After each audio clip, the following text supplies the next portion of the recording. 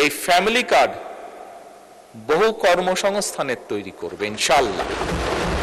বেশ কিছু প্রজেক্ট, যেটিকে বলা যায় ভ্যানিটি প্রজেক্ট, এই প্রজেক্টগুলো গ্রহণ করার মাধ্যমে অহেতুকভাবে দেশি বিদেশি ঋণ গ্রহণ করা হয়েছিল, যা এখন জাতির উপরে বোঝা হয়ে দাঁড়িয়েছে।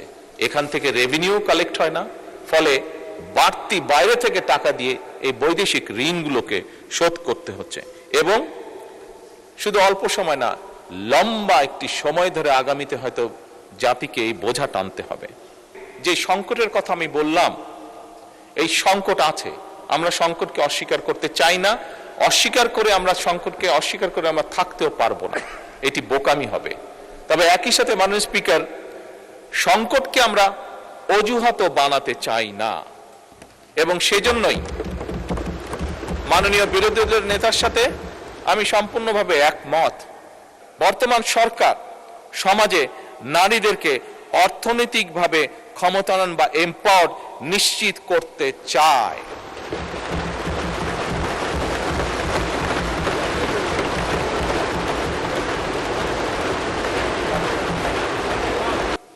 আমাদের তৃতীয় এবং সবচেয়ে গুরুত্বপূর্ণ যে লক্ষ্য এই বাজেটে, সেটি হচ্ছে বিনিয়োগ, উৎপাদন এবং কর্মসংস্থানের যে চাকা, সেটিকে সচল, এবং শুধু সচলই নয়, সেটিকে বেগবান করা।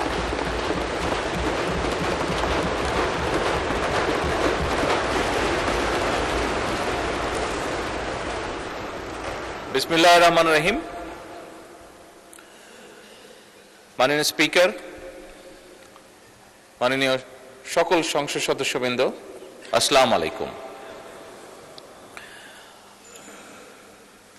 মাননীয় স্পিকার, শুরুতেই আমি প্রথমেই আজকে আমার সকল সংসদ সদস্য সহকর্মীবৃন্দকে ধন্যবাদ জানাতে চাই।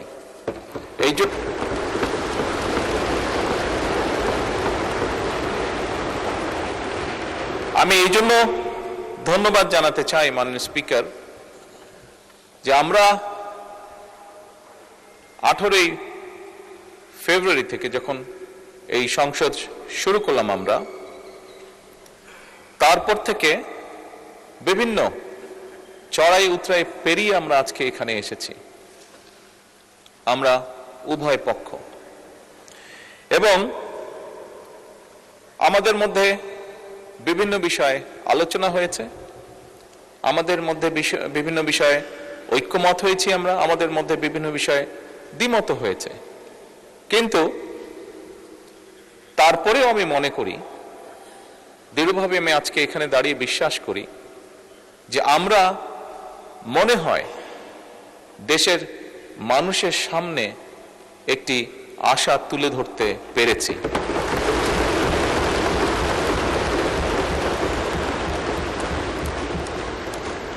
সম্মানিত বিরোধী দলীয় নেতা ওনার বক্তব্যে একটি কথা বলেছেন, খুব স্বাভাবিকভাবে আমরা যদি সকলে একমতই হতাম, তাহলে তো একজন ব্যক্তি কথা বললেই হতো, সবার বিভিন্ন বিষয়ে আলোচনা করা প্রয়োজন হতো না। আমরা বিভিন্ন বিষয়ে আলোচনা করেছি, আমরা মতামত এক্সচেঞ্জ করেছি, ওপিনিয়ন এক্সচেঞ্জ করেছি আমরা, কিন্তু তারপরেও আমার মনে হয় ধীরে ধীরে আমরা জাতির সামনে মনে হয় একটি আশার আলো তুলে ধরতে সক্ষম হয়েছে।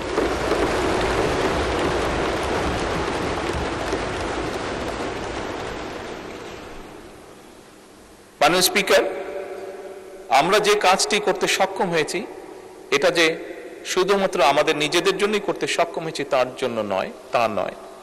আমি মনে করি এটিতে সবচেয়ে বড় যদি ক্রেডিট দিতে হয়, তাহলে এই দেশের সাধারণ মানুষ যারা আছে, এই দেশের নাগরিক যারা আছে, 20 কোটি মানুষ, তাদের প্রত্যেককে এই ক্রেডিটটা দেওয়া উচিত। কারণ তাদের সহযোগিতার কারণেই আজকে আমরা উভয় পক্ষ এখানে বসে সুন্দরভাবে আলোচনা করে দেশকে একটি সামনের দিকে নিয়ে যাবার পথ হয়তো তৈরি করতে পারছি। মাননীয় স্পিকার, এখানে প্রত্যেকটি মানুষ, দেশের বিবেকবান প্রত্যেকটি মানুষ, প্রত্যেকটি শ্রেণী পেশার মানুষ ওয়াকিফাল আছেন যে কি প্রেক্ষাপটে যখন 5ই আগস্ট ঘটেছিল, তখন দেশের রাজনৈতিক অবস্থা, দেশের সামাজিক অবস্থা, দেশের অর্থনীতি, দেশের শিক্ষা, স্বাস্থ্য, যাই বলি না কেন, একটি দেশকে ঘিরে প্রত্যেকটি কি শোচনীয় অবস্থায় ছিল। সেখান থেকে পর্যায়ক্রমিকভাবে আমরা দেশে একটি গণতান্ত্রিক অবস্থা তৈরি করতে সক্ষম হয়েছি, যেখানে সংসদে বসে প্রত্যেকটি সদস্য, রাজনৈতিক দলের সদস্যই হোক, ইন্ডিপেন্ডেন্ট বা স্বতন্ত্র সদস্যই হোক না কেন, প্রত্যেকটি সদস্য বসে সিভিলাইজড ওয়েতে, সভ্যভাবে আমরা দেশের মানুষের স্বার্থ নিয়ে আলোচনা করছি এবং সিদ্ধান্ত গ্রহণ করছি আমরা। সেজন্যই আমি সকলকে আবার আন্তরিকভাবে ধন্যবাদ জানাতে চাই। মাননীয় স্পিকার, স্বাভাবিকভাবেই দেশের আইন কানুন, রাষ্ট্র ব্যবস্থা, সরকার ব্যবস্থা, সংসদীয় ব্যবস্থা, যেভাবে যেটাই বলি না কেন, আজকে যে কারণে আমরা সকলে এখানে একত্রিত, সেটি হচ্ছে বাজেট উপস্থাপন। খুব স্বাভাবিকভাবেই রাষ্ট্র ব্যবস্থায় বাজেট একটি অত্যন্ত গুরুত্বপূর্ণ বিষয়। মাননীয় স্পিকার, সংসদের সময় অত্যন্ত মূল্যবান। আমরা দেশের অতীত, বর্তমান, ভবিষ্যৎ নিয়ে অনেক আলোচনা করেছি, অনেক বক্তব্য রেখেছি। অতীত কি হয়েছে, ভালো মন্দ কি হয়েছে, আমি সেই ডিবেটে আর যাব না। আমাদেরকে অবশ্যই সামনে চলতে হবে। আমাদেরকে অবশ্যই, আমরা অতীতে দেখেছি, দুঃখজনকভাবে একটি চিত্র বারবার দেখেছি আমরা, সেটি হচ্ছে যত না আমরা ভবিষ্যৎ নিয়ে আলোচনা করেছি, তার থেকে বেশি আমরা অতীত নিয়ে আলোচনা করেছি।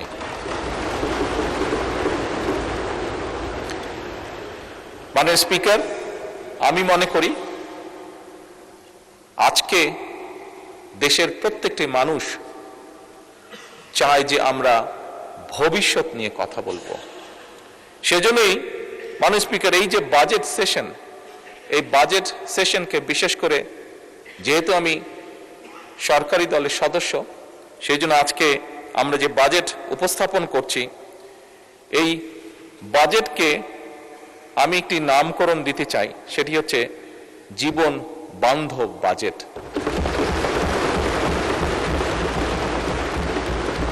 মাননীয় স্পিকার, বাস্তবতা হচ্ছে খুব স্বাভাবিকভাবে, যেহেতু বাজেটটি সরকারি দল উপস্থাপন করছে, আমরা স্বাভাবিকভাবেই চেষ্টা করব যে একটি সুন্দর, একটি স্বাভাবিক, একটি বাস্তবমুখী বাজেট উপস্থাপন করার জন্য। আমি বুঝি, আমি জানি, আমরা যে যত সুন্দর বাজেটই উপস্থাপন করি, যে যেটাই বলি না কেন, আমার মনে হয় এই কথাটিও বোধহয় মাননীয় বিরোধী দলের নেতা বলেছেন, যাই আমরা উপস্থাপন করি না কেন, সবকিছু কোনটা দিলেই যে সবকিছু একদম ঠিক হয়ে যাবে তা নয়। বাস্তবতা অনেক কঠিন।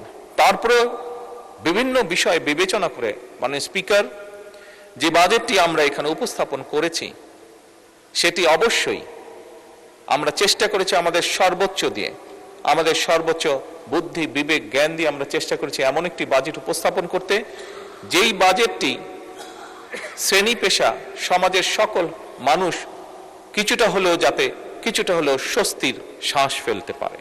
মাননীয় স্পিকার, এই বাজেটটি যেদিন উপস্থাপন করা হয়, মাননীয় অর্থমন্ত্রী যখন বাজেটটি উপস্থাপন করেছিলেন, অনেকগুলো বিষয়ের মধ্যে আমরা দেখেছিলাম, সেদিন আমাদের বোনেরা একটি বিষয়ে জানার পরে অত্যন্ত জোরালোভাবে শুভেচ্ছা জানিয়েছেন উভয় পক্ষের। সেটা হচ্ছে যে নিত্য প্রয়োজনীয় যেসব জিনিস আছে, নিত্য প্রয়োজনীয় বলতে যা আমরা সাধারণত বুঝে থাকি, এরকম 61 পণ্যের উপর বলা যায় সম্পূর্ণভাবে আগে যা ট্যাক্স ছিল সেগুলো প্রত্যাহার করে নেওয়া হয়েছিল।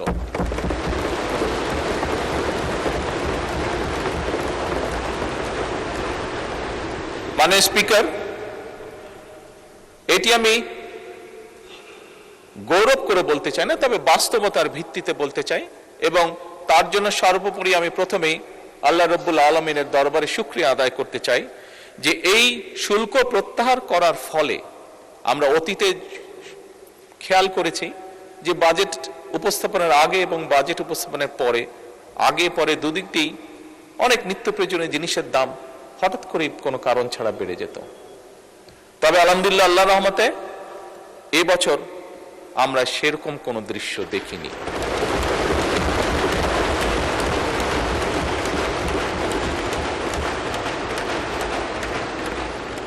মাননীয় স্পিকার, একটি রাজনৈতিক দল হিসেবে, একটি রাজনৈতিক সরকার হিসেবে আমরা মনে করি আমাদের জনগণের প্রতি যে দায়িত্ব, তার একটু হলেও আমরা হয়তো পূরণ করতে সক্ষম হয়েছি, কিছুটা হলেও আমরা জনগণকে রিলিফ দিতে পেরেছি।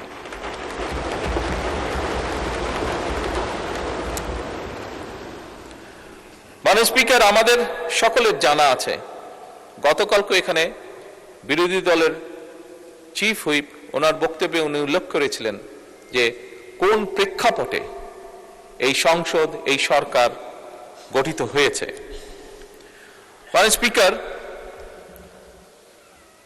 আমরা সরকার পরিচালনার দায়িত্ব যখন গ্রহণ করেছিলাম, আমরা একটি ভঙ্গুর অর্থনীতি পেয়েছিলাম।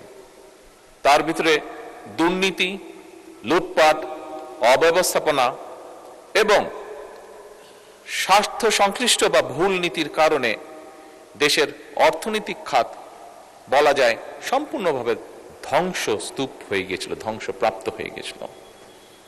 এর বাইরে তো যেই কথাটি মাননীয় বিরোধী দলের নেতাও বলেছেন, হাজার হাজার কোটি টাকা পাচার হয়েছিল, জাতীয় আন্তর্জাতিকভাবেও যেটি স্বীকৃত। মাননীয় স্পিকার, দেশের উৎপাদন এবং বিনিয়োগ প্রায় স্থবির হয়ে পড়েছিল। ইনফ্লেশন বা মূল্যস্ফীতি কি অবস্থায় পৌঁছে গিয়েছিল আজ থেকে 2-2.5 বছর আগে, সেটি বোধহয় আমরা সকলেই হাড়ে হাড়ে টের পেয়েছিলাম। মাননীয় স্পিকার, পুঁজি বাজার অর্থনীতির সাথে সংশ্লিষ্ট একটি অত্যন্ত গুরুত্বপূর্ণ সেক্টর। এই সেক্টরে এমন অবস্থা গিয়েছে, সর্বস্ব হারিয়ে মানুষ আত্মহত্যাও করেছিল। অথচ কোটি সংখ্যক মানুষ কিভাবে অসহায় মানুষের অর্থকে আত্মসাৎ করেছিল। বৈদেশিক মুদ্রার রিজার্ভ হাজার কোটি টাকা পাচারের মাধ্যমে এবং অপচয়ের মাধ্যমে বৈদেশিক মুদ্রার রিজার্ভ কি ভয়াবহ অবস্থায় পৌঁছেছিল, সেটি নিশ্চয়ই কারো অজানা নয়। মাননীয় স্পিকার, টাকার যে এক্সচেঞ্জ বা হার হ্রাস, এটি 40% নেমে গিয়েছিল। এর বাইরে আমরা দেখেছি সেই সময়, যদি আমরা উল্লেখ করে থাকি, কম বেশি অনেকেই বলবেন, অনেকেরই ধারণা আছে, বেশ কিছু প্রজেক্ট যেটিকে বলা যায় ভ্যানিটি প্রজেক্ট, এই প্রজেক্টগুলো গ্রহণ করার মাধ্যমে অহেতুকভাবে দেশি বিদেশি ঋণ গ্রহণ করা হয়েছিল, যা এখন জাতির উপরে বোঝা হয়ে দাঁড়িয়েছে। এখান থেকে রেভিনিউ কালেক্ট হয় না, ফলে বাড়তি বাইরে থেকে টাকা দিয়ে এই বৈদেশিক ঋণগুলোকে শোধ করতে হচ্ছে এবং শুধু অল্প সময় না, লম্বা একটি সময় ধরে আগামীতে হয়তো জাতিকে এই বোঝা টানতে হবে। মাননীয় স্পিকার, আমরা এই সংক্ষেপে যে সংকটের কথা আমি বললাম, এই সংকট আছে, আমরা সংকটকে অস্বীকার করতে চাই না। অস্বীকার করে আমরা সংকটকে অস্বীকার করে আমরা থাকতেও পারবো না, এটি বোকামি হবে। তবে একই সাথে মাননীয় স্পিকার, সংকটকে আমরা অজুহাতও বানাতে চাই না এবং সেজন্যই মাননীয় বিরোধী দলের নেতার সাথে আমি সম্পূর্ণভাবে একমত। আমরা জনগণকে সাথে নিয়ে রাজনৈতিক সদিচ্ছা এবং কার্যকর নীতির মাধ্যমেই আমরা যে সংকট, এই সংকটকে আমরা সফলভাবে মোকাবেলা করতে চাই। মাননীয় স্পিকার, মাননীয় স্পিকার, সরকারের যাত্রা শুরু হয়েছিল 18ই ফেব্রুয়ারি। যাত্রা শুরু করার সাথে সাথে, কাজ শুরু করার সাথে সাথেই আমাদেরকে রমজান যেরকম ম্যানেজ করতে সামাল দিতে হয়েছে, যাতে করে নিত্য প্রয়োজনীয় সকল কিছু মানুষের ক্রয় ক্ষমতার ভিতরে অন্তত থাকে যতটুকু সম্ভব। একই সাথে মাননীয় স্পিকার, এই ভঙ্গুর যে অর্থনীতির সংক্ষেপ চিত্র আমি তুলে ধরলাম, যা সম্পর্কে আমাদের প্রত্যেকের কম বেশি ধারণা আছে, এইটি সাথে নিয়ে আমাদেরকে হঠাৎ করে মধ্যপ্রাচ্য সংকটকেও মোকাবেলা করতে হয়েছে। এবং আমরা দেখেছি কিছু মানুষ খুব কষ্টের শিকার যারা হয়েছেন, হঠাৎ করে তেলের যেই সমস্যাটা সারা বিশ্বে তৈরি হয়েছিল এবং সেই তেলের যোগান দিতে গিয়ে আমাদের অর্থনীতির উপর একটি বিশাল চাপ তৈরি হয়েছিল।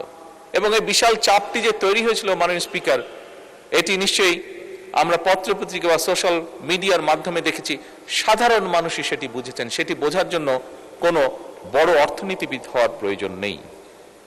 মাননীয় স্পিকার, আমাদেরকে আজকের এই বাজেটকে প্রণয়ন করতে হচ্ছে, এই বাজেটকে উপস্থাপন করতে, এই বাজেটকে তৈরি করতে হয়েছে মাননীয় স্পিকার। বিভিন্ন অর্থনৈতিক সংকট, দুর্নীতি, পাচার সবকিছুকে সামনে রেখেই এই বাজেট আমাদেরকে প্রণয়ন করতে হয়েছে। মাননীয় স্পিকার, আগেই আমি বলেছি যে আমরা একটি রাজনৈতিক দল। 12 ফেব্রুয়ারি অবাধ এবং সুষ্ঠু নির্বাচনের মাধ্যমে বাংলাদেশের মানুষ আমাদেরকে দায়িত্ব অর্পণ করেছে, আমাদেরকে তারা দায়িত্ব দিয়েছে। তারা যাকে যেখানে, এই দেশের মানুষ যাকে যেখানে এই মুহূর্তে সঠিক মনে করেছে তাকে দায়িত্ব দিয়ে সেখানেই তারা পাঠিয়েছে। মাননীয় স্পিকার, যে আস্থা মানুষ আমাদের উপরে রেখেছে, সেই আস্থা বা দায়িত্ব রক্ষা করা, পালন করা আমাদের পবিত্র দায়িত্ব। এবং দেশের স্বার্থ রক্ষায় আমাদের প্রথম দর্শন হলো সবার আগে বাংলাদেশ।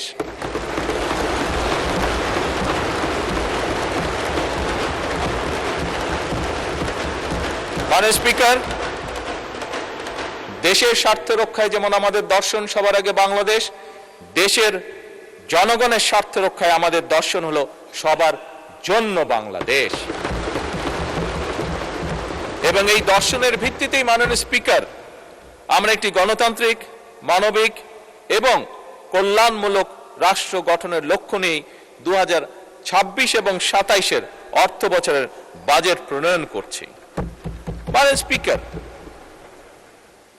স্বাভাবিক জনসংখ্যা বাড়ছে, অর্থনীতি বাড়ছে, মানুষের সকল অবস্থার সিচুয়েশনের পরিবর্তন ঘটছে এবং স্বাভাবিকভাবেই প্রয়োজনীয়তা অনুযায়ী, বাস্তব প্রয়োজনীয়তা অনুযায়ী বাজেট বড়ই দিতে হয়েছে।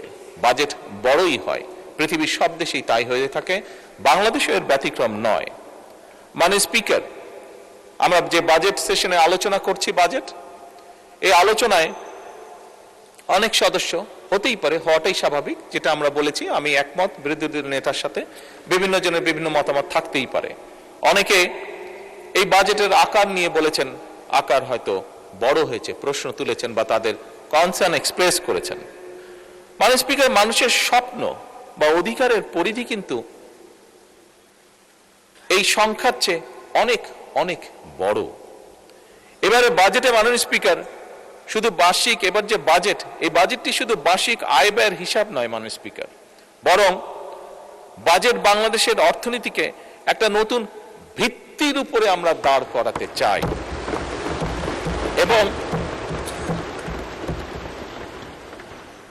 এবং সেজন্যই মাননীয় অর্থ এবং পরিকল্পনা মন্ত্রী জাতীয় সংসদে গণতান্ত্রিক, মানবিক ও অন্তর্ভুক্তিমূলক অর্থনীতির অভিযাত্রা শিরোনামে এই বাজেটটিকে উপস্থাপন করেছেন ওনার বক্তব্যে। মাননীয় স্পিকার, এইবার যে আমরা যে বাজেটটি উপস্থাপন করছি, এই বাজেটের অন্য একটি গুরুত্বপূর্ণ লক্ষ্য হচ্ছে অর্থনীতিকে কিছু মুষ্টিমেয় সুবিধাভোগীদের কবল থেকে বের করে নিয়ে এসে সাধারণ নাগরিকের, সকল নাগরিকের এতে অংশগ্রহণ করা এবং এর মাধ্যমে একটি ন্যায়ভিত্তিক, মানবিক, মর্যাদাপূর্ণ এবং অন্তর্ভুক্তিমূলক অর্থনৈতিক ব্যবস্থা গড়ে তোলা। মাননীয় স্পিকার, এবারের বাজেটের অন্যতম 3টি সবচেয়ে গুরুত্বপূর্ণ যে বিষয়, যেটির উপরে আমাদের সরকার জোর দিতে চাইছে, সেটি হচ্ছে প্রথমত দরিদ্র, নিম্ন আয় এবং ঝুঁকিগ্রস্ত মানুষের সামাজিক সুরক্ষা নিশ্চিত করে জীবনযাত্রার যে বোঝা সেটিকে যতটুকু সম্ভব লাঘব করা।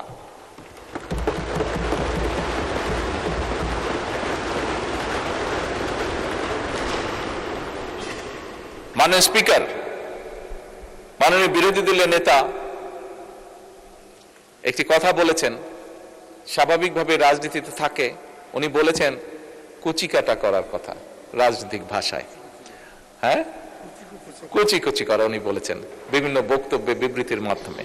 মাননীয় স্পিকার, হয়তো রাজনীতির একটি অংশ এটি, তবে মাননীয় স্পিকার, আমরা দেখেছি স্বৈরাচারের সময়, আমরা দেখেছি এই বাংলাদেশের অর্থনীতিকে কিভাবে কুচি কুচি করা হয়েছে বিভিন্ন ব্যক্তির স্বার্থে। বিভিন্ন ব্যক্তি বিভিন্ন হাউজের স্বার্থে এই অর্থনীতিকে কিভাবে কুচি কুচি করে করা হয়েছে। মাননীয় স্পিকার, এবারকার বাজেটের অন্যতম মূল লক্ষ্য হচ্ছে অর্থনীতিতে ধীরে ধীরে শৃঙ্খলাকে ফিরিয়ে নিয়ে আসা।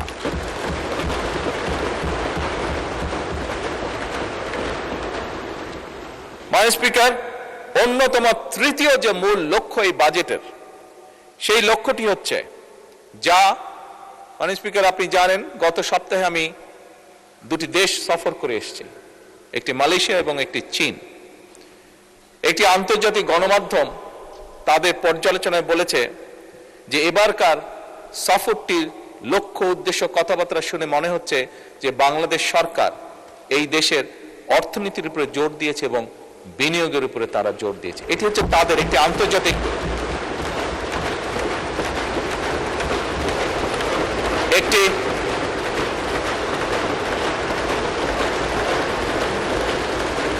একটি আন্তর্জাতিক গণমাধ্যমের অ্যানালাইসিস। মাননীয় স্পিকার, ওনারা সঠিক বলেছেন, আমাদের তৃতীয় এবং সবচেয়ে গুরুত্বপূর্ণ যে লক্ষ্য এই বাজেটে, সেটি হচ্ছে বিনিয়োগ, উৎপাদন এবং কর্মসংস্থানের যে চাকা, সেটিকে সচল এবং শুধু সচলই নয়, সেটিকে বেগবান করা।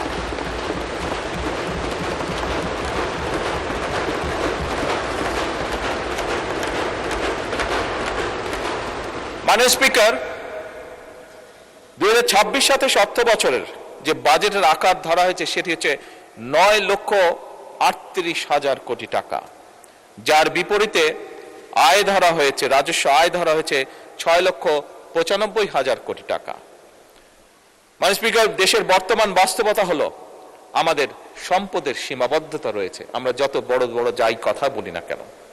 সুতরাং আমরা যদি অর্থনৈতিক যে চাকা সেটিকে যদি বেগবান রাখতে হয়, তাহলে অবশ্যই মাননীয় স্পিকার আমাদের বিনিয়োগ এবং বিনিয়োগ প্রয়োজন, এবং এজন্যই আমরা বিনিয়োগ নির্ভর অর্থনীতি গড়ার কাজ আমরা হাতে নিয়েছি, আমরা উদ্যোগ গ্রহণ করেছি, ইনভেস্টমেন্ট। এবং এই উদ্দেশ্যে মাননীয় স্পিকার, আমরা বাজেটে উন্নয়ন ব্যয়ের অংশ সামনের অর্থ বছরের জন্য 50%-এরও বেশি বৃদ্ধি করে 3,16,000 কোটি টাকায় উন্নীত করেছি। মাননীয় স্পিকার,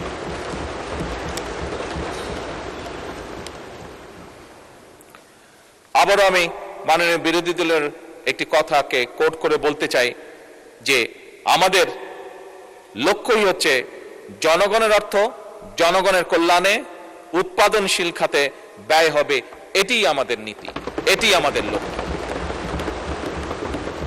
মাননীয় স্পিকার, সরকারি বিনিয়োগের ক্ষেত্রে কোন প্রকল্পে কত টাকা ব্যয় হলো সেটি আমরা সেভাবে বিবেচনায় নিতে চাই না, বরং আমাদের বিবেচনাটি হচ্ছে একটি প্রকল্পে যদি বিনিয়োগ হয়, সেই বিনিয়োগ এবং উৎপাদন কি ভূমিকা রাখবে মানুষের জীবনে, জনগণের কতটা উপকারে আসবে, কি পরিমাণ কর্মসংস্থান সেটি তৈরি করবে এবং তা পরিবেশের উপরে কি প্রভাব ফেলবে, এই বিষয়গুলোই হচ্ছে আমাদের বিবেচনা প্রকল্পের।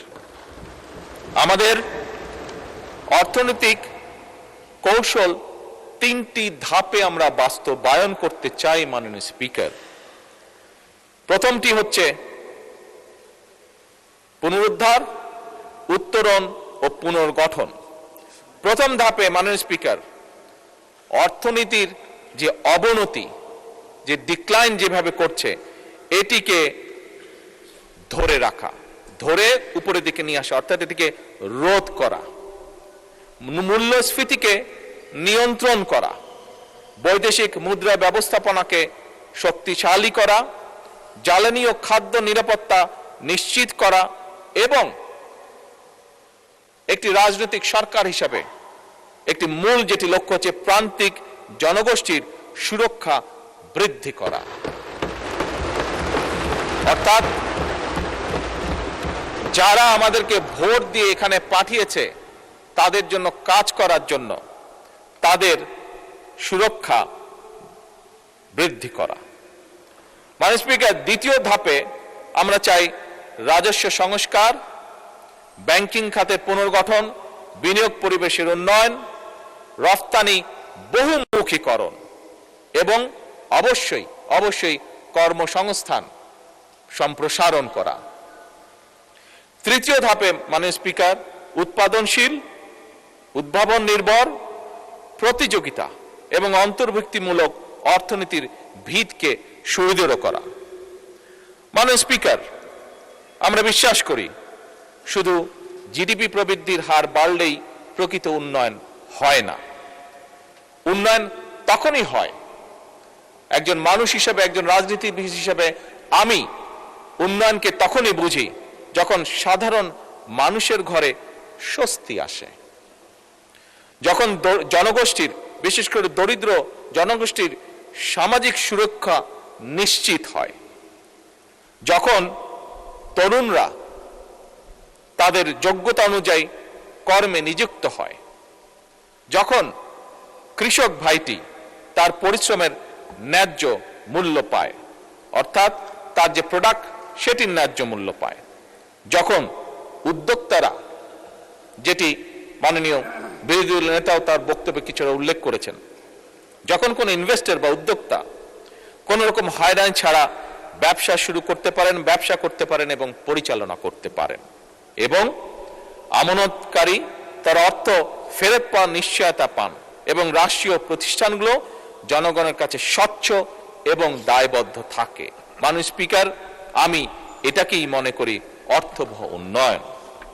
আমাদের এবারের বাজেটে সেই মানবিক এবং গণতান্ত্রিক অর্থনীতির ভিত্তি নির্মাণের রূপকল্প। মাননীয় স্পিকার, স্বাভাবিকভাবেই অর্থনীতি একটি সিরিয়াস ম্যাটার। আমরা সেই জন্য পরিকল্পনা গ্রহণ করে পরিকল্পনার মাধ্যমে আমরা এগোতে চাই এবং সেজন্যই আমরা এমন একটা অর্থনৈতিক ব্যবস্থা বা অর্থনীতি গড়ে তুলতে চাই যেখানে মাননীয় স্পিকার ঋণ নয়, উৎপাদন হবে বিনিয়োগ নির্ভর, কাগজে প্রবৃদ্ধি নয় বরং কর্মসংস্থান এবং জনগণের জীবনযাত্রার মান হবে উন্নয়নের বড় সূচক। মাননীয় স্পিকার, বাংলাদেশ, যে বাংলাদেশকে নিয়ে আমরা অনেক কিছু ভাবি, অনেক চিন্তা করি, এমন একটি বাংলাদেশকে আমরা গড়তে চাই, এমন একটি বাংলাদেশকে আমরা গড়ে তুলতে চাই যেখানে আমাদের তরুণরা তারা চাকরির জন্য বছরের পর বছর অপেক্ষা করবে না, বরং তার মেধা, দক্ষতা এবং উদ্যোক্তা দিয়ে তার যে উদ্যমী যে শক্তিটি আছে সেটি দিয়ে নিজেই নিজের কর্মসংস্থান সৃষ্টি করতে পারবে। এবং মাননীয় স্পিকার, সে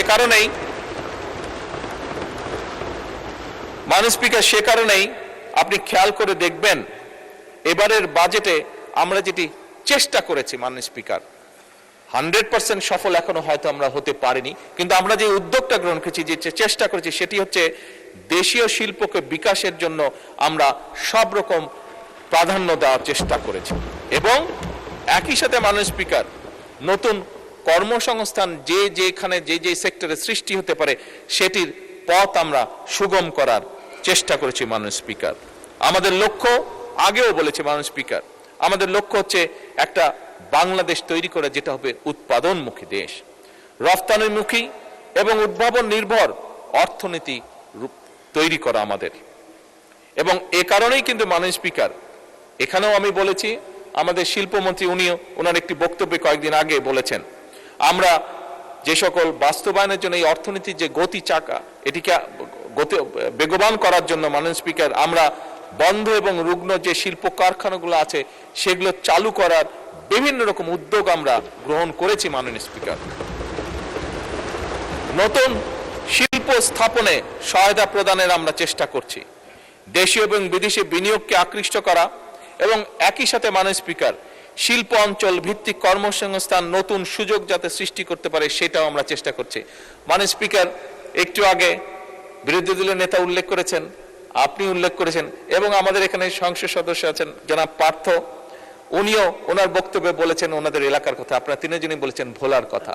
মাননীয় স্পিকার, যেহেতু এই বিষয়টি এসছে, আমি ওদিন বলেছিলাম যে একটি পরিকল্পনা আমাদের আছে, যেহেতু ওখানে গ্যাস পাওয়া গিয়েছে, এনার্জি পাওয়া গেছে, আমরা ওখানে শিল্প পার্ক তৈরি করতে পারি কিনা সেই ব্যবস্থা পরিকল্পনা অলরেডি আমরা গ্রহণ করছি।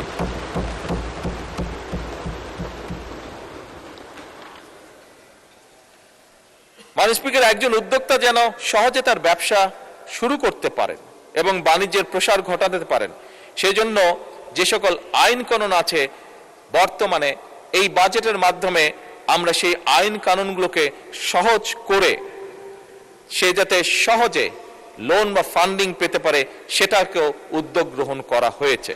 এবং একই সাথে মাননীয় স্পিকার, উৎপাদিত যে পণ্য সেটার বাজার বৃদ্ধিতে সহায়তা করার যে সকল বাস্তব পদক্ষেপ গ্রহণ করা যায় আমরা সেই পদক্ষেপগুলো গ্রহণ করছি পর্যায়ক্রমিকভাবে। মাননীয় স্পিকার, মাননীয় স্পিকার, এগুলো তো গেল প্রচলিত শিল্পের কথা। কতগুলো শিল্প আছে যেগুলো নিয়ে সাধারণত আমরা কথা বলি না, হয়তো সেমিনার সিম্পোজিয়ামে আমরা সেগুলো নিয়ে আলাপ করি, কিন্তু এই শিল্পগুলোর গুরুত্ব কিন্তু অপরিসীম। আমরা সেভাবে দেখি না বা চিন্তা করি না বলে আমরা সেটা হয়তো অনেক সময় বুঝে উঠতে পারি না। এই শিল্পগুলোর সাথে বিরাট একটি অংশ জড়িত আছে, যার মধ্যে বিরাট একটি অংশ হচ্ছেন আমাদের মা বোনেরা। একই সাথে অনেক তরুণ তরুণীও এই শিল্পগুলির সাথে জড়িত। মাননীয় স্পিকার, এবং এই খাতটির যে নামে পরিচিত সেটিকে বলে ক্রিয়েটিভ ইকোনমি। মাননীয় স্পিকার, কেউ কেউ হয়তো জিজ্ঞেস করতে পারেন এই ক্রিয়েটিভ ইকোনমির মধ্যে কারা কারা পড়তে পারে। এর মধ্যে মাননীয় স্পিকার চলচ্চিত্র পড়ে, থিয়েটার পড়ে, সঙ্গীত পড়ে, ডিজিটাল কন্টেন্ট পড়ে, ওটিটি পড়ে, গেমিং পড়ে, ডিজাইন পড়ে, ফ্যাশন পড়ে, সফটওয়্যার পড়ে, পর্যটন, এমনকি খেলাধুলা, এই সকল সেক্টরগুলি এর মধ্যে মোটামুটি ভাবে ইনক্লুডেড। মাননীয় স্পিকার, এই সেক্টরগুলোর মধ্যে লক্ষ কোটি মানুষ জড়িত। আমরা এই সেক্টরগুলোর উপরে জোর দিতে চাই এবং এখান থেকে এই সেক্টরগুলোকে আমরা আরো ভাইব্রেন্ট করে গড়ে তুলতে চাই। এবং সে কারণে মাননীয় স্পিকার,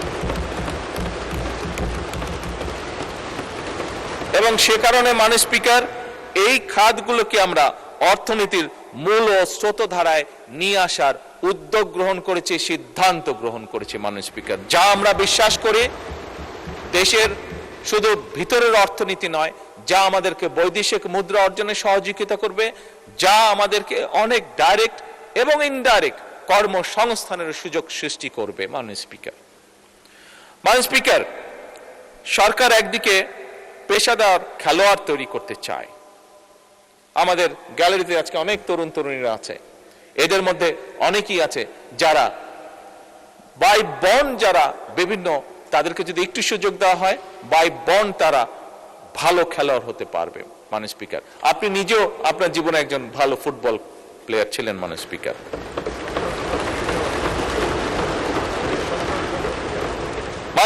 এই লক্ষ্যে ক্রীড়ার বিভিন্ন ইভেন্টে দেশে বিদেশে সাফল্য অর্জনকারী যে খেলোয়াড় আছে, মাননীয় স্পিকার, এইবারই প্রথমবারের মতন আমরা একটা জাতীয় সম্মানী কাঠামোর আয়তায় এদেরকে নিয়ে এসেছি এবং তাদেরকে আমরা অর্থনৈতিক সহায়তা প্রদান করছি। আমাদের দেশে খুব স্বাভাবিকভাবে মাননীয় স্পিকার একটি সামাজিক একটি পারসেপশন রয়ে গিয়েছে আমাদের মধ্যে যে খেলাধুলা করলে, যদি বেশি খেলাধুলা কেউ করে তাহলে জীবনে সে বড় কিছু হতে পারবে না। কিন্তু মাননীয় স্পিকার, খেলাধুলাও যে একটি প্রফেশন হতে পারে, এটি আমার মনে হয় এই সংসদে বোধহয় আপনি খুব হাতে গোনা দু একজনের মধ্যে আপনি একজন মানুষ যে ভালো করে জানেন যে খেলাধুলা ক্যান বিকাম এ প্রফেশন, এবং আমরা এটিকে মাননীয় স্পিকার এটিকে আমরা তুলে ধরতে চাই। এই খেলাধুলা প্রফেশন হতে হবে, এর মাধ্যমে আমরা আমাদের ভবিষ্যৎ প্রজন্মের যারা সদস্য তাদেরকে, যারা এই খেলাধুলায় ভালো তাদেরকে আমরা প্যাট্রোনাইজ করতে চাই, তাদেরকে সেইটাকে পেশা হিসেবে আমরা শক্তিশালীভাবে গড়ে তুলতে চাই। মাননীয় স্পিকার, অপরদিকে দেশে খেলাধুলাকে খেলাধুলায় যে শিক্ষা কারিকুলামে আমরা স্পোর্টসকে একটি বিষয় হিসেবে অন্তর্ভুক্ত করতে চাই। আমাদের যে রেগুলার কারিকুলাম আছে তার মধ্যে আমরা স্পোর্টসকে নিয়ে আসতে চাই। এই ব্যাপারে কাজ চলছে, ইনশাআল্লাহ আগামী এক বছরের মধ্যে আমরা এটার প্রতিফলন দেখতে পাবো। মাননীয় স্পিকার, নতুন কুড়ি আমরা যারা আছি, আপনারা সহ মাননীয় স্পিকার, যে এইজ গ্রুপটা আছে, আমরা কম বেশি সবাই নতুন কুড়ি শব্দটির সাথে পরিচিত, যেটি শহীদ রাষ্ট্রপতি জিয়াউর রহমান চালু করেছিলেন এই দেশের সেই সময়কার শিশু কিশোর যারা ছিল তাদের ভিতরে যে প্রতিভা ছিল, সেই প্রতিভাগুলো, কালচারাল প্রতিভা যেগুলো ছিল, সেটিকে বের করে নিয়ে আসা, তাদেরকে আরো কনফিডেন্ট ভাবে গড়ে তোলা।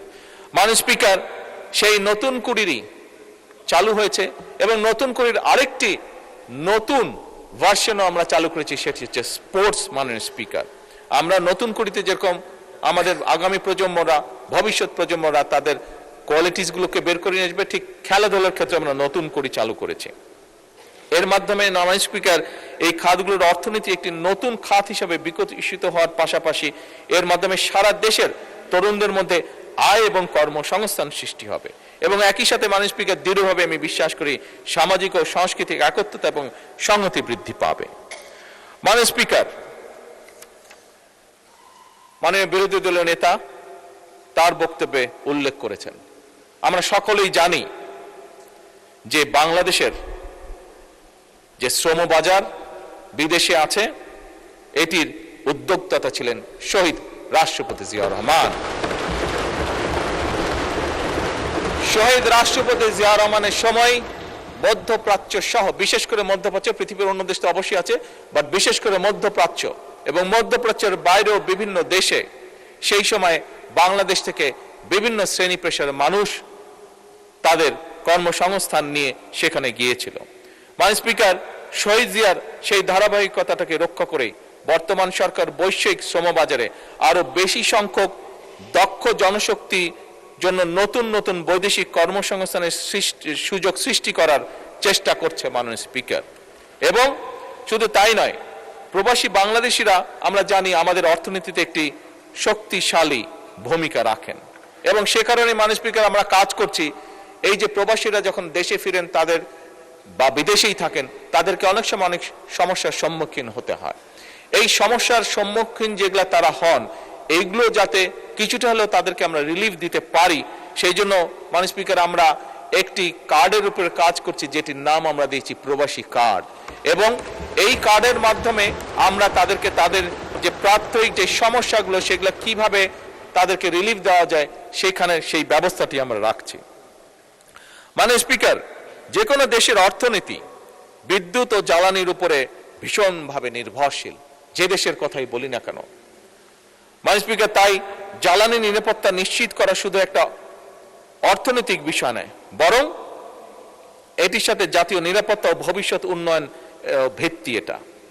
মাননীয় স্পিকার, বর্তমান সরকার দায়িত্ব গ্রহণের সময় এমন একটি জ্বালানি খাত পেয়েছে, যেটি নিয়ে গতকালকে আমরা এই সংসদে আলোচনা করেছি, যেই খাতের মাননীয় স্পিকার সীমাহীন দুর্নীতি ঘটেছে, সীমাহীন এমন দুর্নীতি ঘটেছে মাননীয় স্পিকার, ঘটনাগুলো শুনলে জানলে রীতিমতো গা শিউরে ওঠে, কিভাবে এই দেশের জনগণের অর্থ অপচয় করা হয়েছে। দীর্ঘদিনের ভুল ও প্ল্যানহীন বা অপরিকল্পিত সিদ্ধান্ত অথবা উদ্দেশ্যমূলক ব্যয়বহুল চুক্তি এবং দেশীয় অনুসন্ধানে চরমভাবে অবহেলা করা হয়েছে। বিভিন্ন বিদেশি কোম্পানিকে বিভিন্ন ফিল্ডগুলো দিয়ে দেওয়া হয়েছে, আমাদের নিজেদের যে বাপেক্স আছে সেটিকে কোনো রকম উৎসাহ দেওয়া হয়নি, সেটির জন্য কোনো রকম কাজ করা হয়নি, শুধুমাত্র নিজেদের স্বার্থে, রাজনৈতিক স্বার্থে, ক্ষমতা ধরে রাখার স্বার্থে বিদেশি কিছু কোম্পানিকে সেই সুযোগগুলো দেওয়া হয়েছিল। মাননীয় স্পিকার, এই খাত বহুমাত্রিক সংকটে নিমজ্জিত। বর্তমান সরকার জ্বালানি খাতে শৃঙ্খলা প্রতিষ্ঠা করতে সব রকমের উদ্যোগ গ্রহণ করেছে।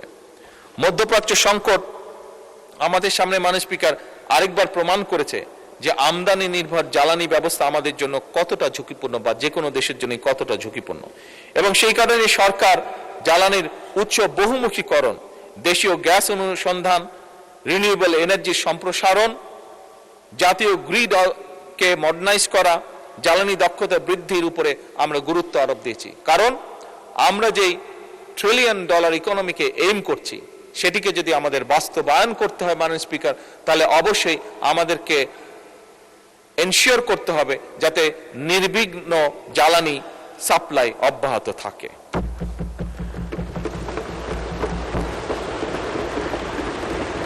মাননীয় স্পিকার, বাংলাদেশ একসময় বাংলাদেশের অর্থনীতি বলতে প্রথমেই যেই চিত্রটি বা যেই সেক্টরটি আমাদের সামনে উঠে আসতো সেটি হচ্ছে কৃষি।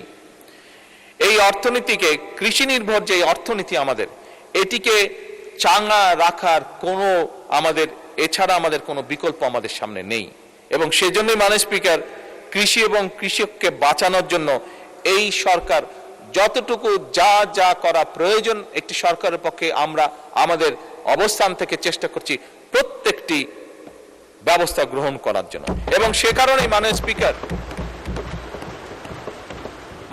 সে কারণেই নিশ্চয়ই এখানে আপনি সহ সকল সংসদ সদস্যের মনে আছে, নির্বাচনের সময় আমরা এই দেশের কৃষক ভাইদের কাছে একটি ওয়াদা করেছিলাম যে আমরা যদি সরকার গঠনে সক্ষম হই তাহলে সেই সময় 10,000 টাকা পর্যন্ত কৃষি ঋণ যাদের ছিল সুদ সহ সেই ঋণ আমরা মওকুফ করব।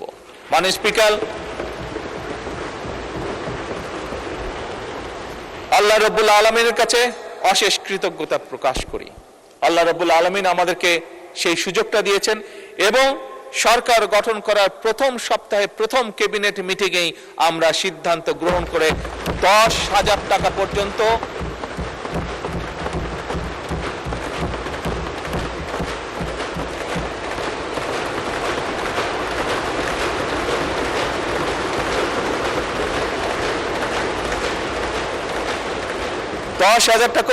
সুদ সহ যে কৃষি ঋণ ছিল প্রায় 13 লক্ষ কৃষকের সেই কৃষি ঋণ আমরা মওকুফ করেছি সরকার।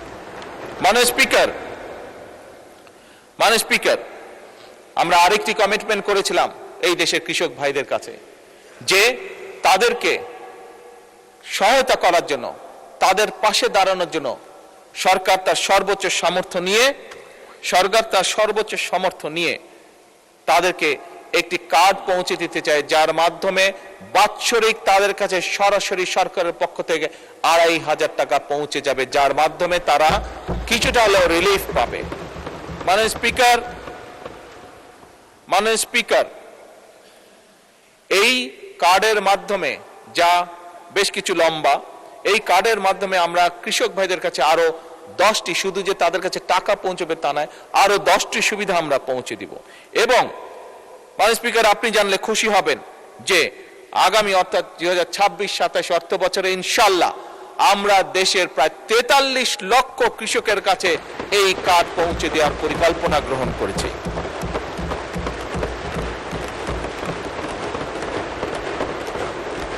মাননীয় স্পিকার, কৃষির ব্যাপারে সংক্ষেপে আপনার সামনে তুলে ধরলাম, এই সংসদের সামনে তুলে ধরলাম। কৃষির সাথে আরেকটি বিষয় ওতপ্রোতভাবে জড়িত।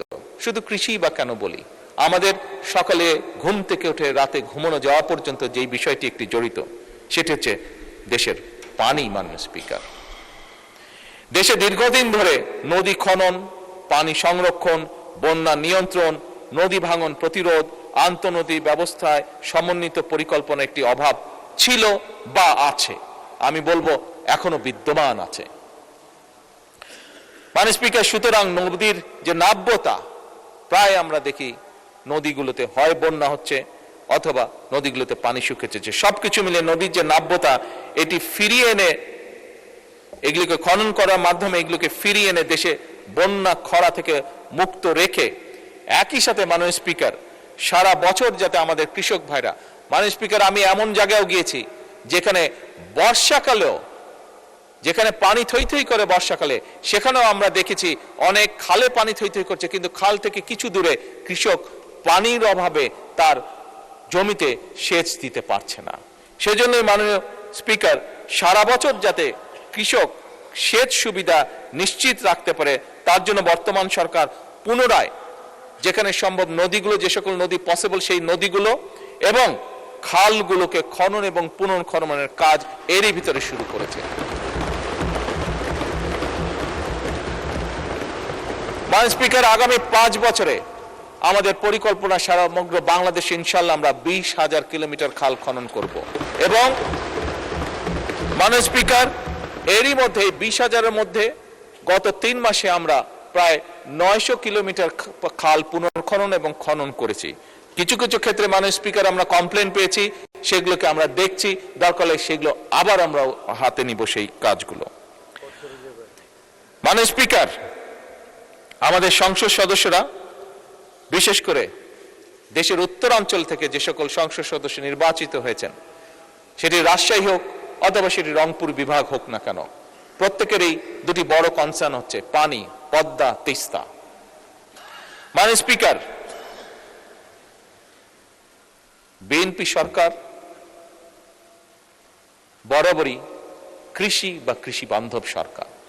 বিএনপি সরকার যখনই সুযোগ পেয়েছে দেশ পরিচালনার সকল সময় নিশ্চিত করার চেষ্টা করেছে যে আমরা দেশের মানুষের পানি যাতে নিশ্চিত রাখতে পারি, পানির প্রবাহ। এবং সে কারণে মাননীয় স্পিকার, বর্তমান সরকার পদ্মা ব্যারেজ নির্মাণের উদ্যোগ গ্রহণ করেছে, যা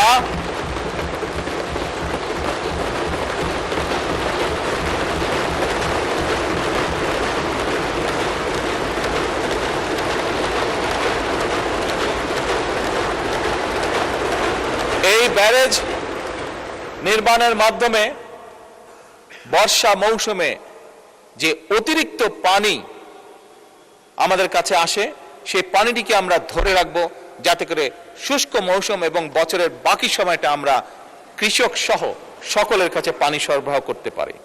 মাননীয় স্পিকার, এবার আমি আরেকটু উত্তরের দিকে চলে যাই এবং সেই উত্তরে অবস্থান করছে আমাদের তিস্তা। মাননীয় স্পিকার,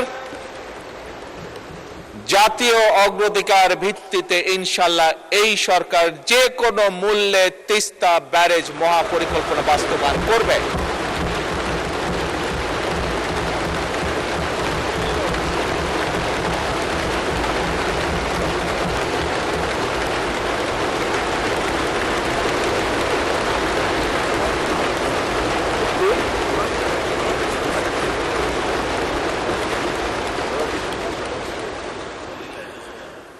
মাননীয় স্পিকার, একটি দেশের জন্য শিক্ষিত, দক্ষ এবং নৈতিক মূল্যবোধ সম্পন্ন মানুষ হচ্ছে সবচেয়ে বড় সম্পদ একটি দেশের জন্য। আমরা দেখেছি ফ্যাসিবাদের 1.5 দশকে কিভাবে শিক্ষা ব্যবস্থাকে একদম পরিকল্পিতভাবে ধ্বংস করে দেওয়া হয়েছিল। মাননীয় স্পিকার, আমরা এডুকেশন ফার্স্ট। মাননীয় স্পিকার, আপনি জানেন ভালো করে, কয়েকদিন আগে আমি যখন মালয়েশিয়া ট্যুরে গিয়েছিলাম, এয়ারপোর্ট থেকে যখন আমরা শহরে যাচ্ছি, আমাদেরকে যখন নিয়ে যাচ্ছে, তখন এয়ারপোর্ট থেকে বেরোতেই বিশাল বড় এক সাইনবোর্ড, সেই সাইনবোর্ডের মধ্যে লেখা ছিল এডুকেশন ফার্স্ট। মাননীয় স্পিকার, এই নীতিতে তারা বিশ্বাস করে, বোঝা গেল তাদের যে পরিবর্তন, সেই পরিবর্তন এ কারণেই, কারণ তারা বিশ্বাস করে এডুকেশন ফার্স্ট। মাননীয় স্পিকার, আমি এবং আমরা সমগ্র জাতি আমরা বিশ্বাস করতে চাই এডুকেশন ফার্স্ট নীতি বাস্তবায়ন।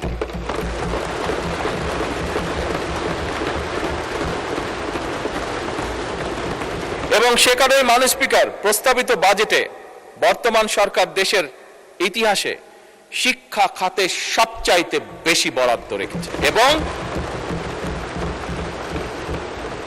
মাননীয় স্পিকার, আগামী অর্থ বছরে শিক্ষা খাতে বরাদ্দ জিডিপির 2% উন্নীত করার প্রস্তাব করা আছে। এবং মাননীয় স্পিকার, আমরা আমাদের সর্বোচ্চ চেষ্টা দিয়ে, বর্তমান সরকার সর্বোচ্চ চেষ্টা দিয়ে, আমাদের লক্ষ্য থাকবে আগামী 5 বছরে শিক্ষা খাতের বিনিয়োগ জিডিপির 5% উন্নীত করা।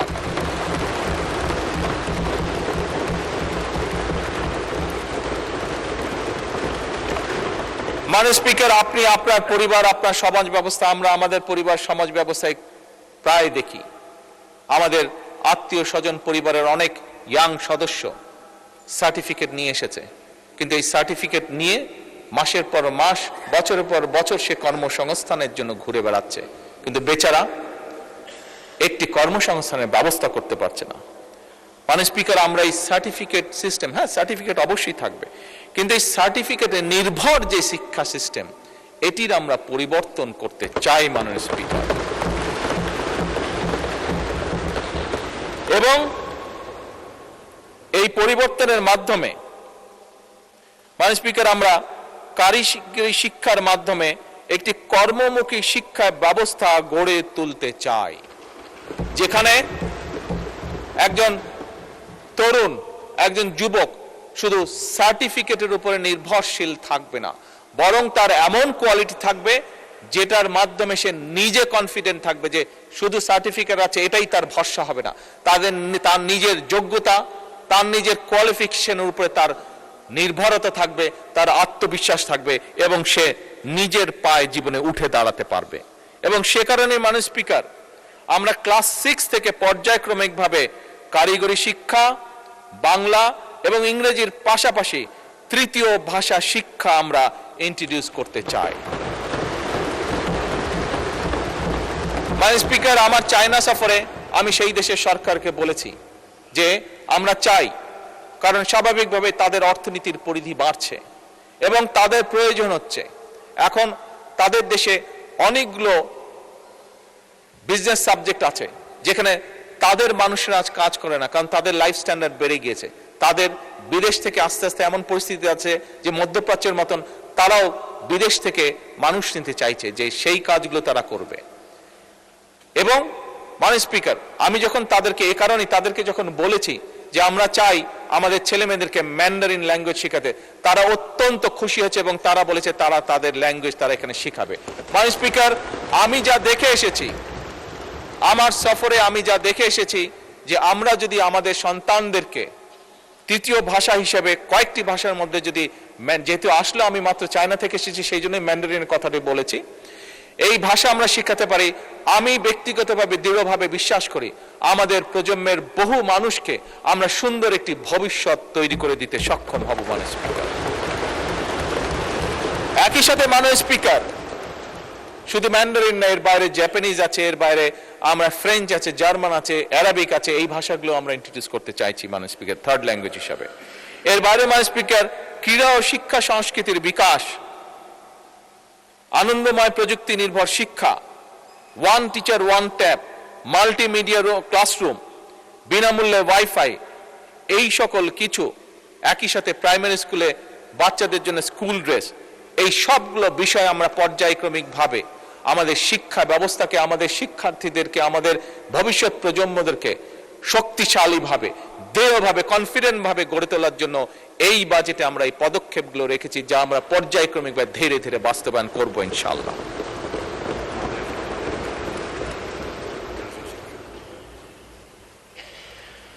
মাননীয় স্পিকার, শিক্ষা ব্যবস্থার মধ্যে একটি বিষয় মাননীয় বিরোধী নেতা উল্লেখ করেছেন, মাদ্রাসা শিক্ষা।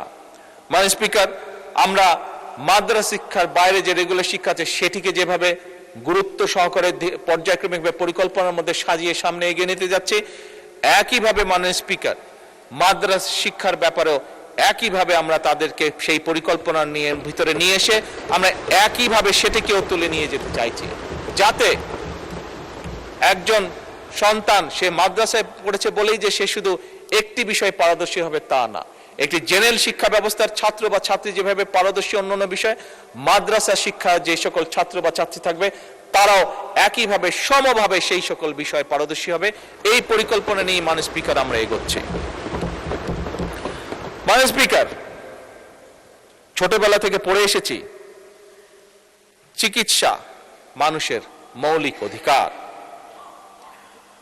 মাননীয় স্পিকার, এই কথাটি আমি, আমার সহকর্মীবৃন্দ, আমার অর্থমন্ত্রী, আমরা এই কথাটি দৃঢ়ভাবে মনে প্রাণে বিশ্বাস করি এবং বিশ্বাস করি বলেই মাননীয় স্পিকার, এবার বাজেটে সরকার এই চিকিৎসা সেবার উপরে সর্বোচ্চ গুরুত্ব দিয়েছে এবং সর্বোচ্চ বাজেট আমরা অ্যালোকেট করেছি মাননীয় স্পিকার। মাননীয় স্পিকার, এই প্রস্তাবিত যে বাজেট, এই বাজেটে জিডিপির 1.2% প্রস্তাব করেছে এইবার, কিন্তু ঠিক একইভাবে মাননীয় স্পিকার, আগামী 5 বছরের শিক্ষায় যেরকম আমরা জিডিপির 5% বরাদ্দ করতে চাই পর্যায়ক্রমিকভাবে ধীরে ধীরে। একই সাথে আমরা মাননীয় স্পিকার স্বাস্থ্য সেবাতেও আমরা জিডিপির বরাদ্দের 5% পরিকল্পিতভাবে উন্নীত করতে চাই আগামী 5 বছরে। মাননীয় স্পিকার, স্বাস্থ্যেরই বড় অস্বাস্থ্যকর অবস্থা। মাননীয় বিরোধী দলীয় নেতা একটু আগে ওনার বক্তব্যে বলেছেন, আমি ওনার সাথে 101% একমত। এবং সে কারণে মাননীয় স্পিকার, আমরা একটা স্বাস্থ্য ব্যবস্থা গড়ে তুলতে চাই, যেই স্বাস্থ্য ব্যবস্থায় আমরা সহজেই প্রত্যেকটা নাগরিকের মিনিমাম স্বাস্থ্য ব্যবস্থা নিশ্চিত করতে পারি।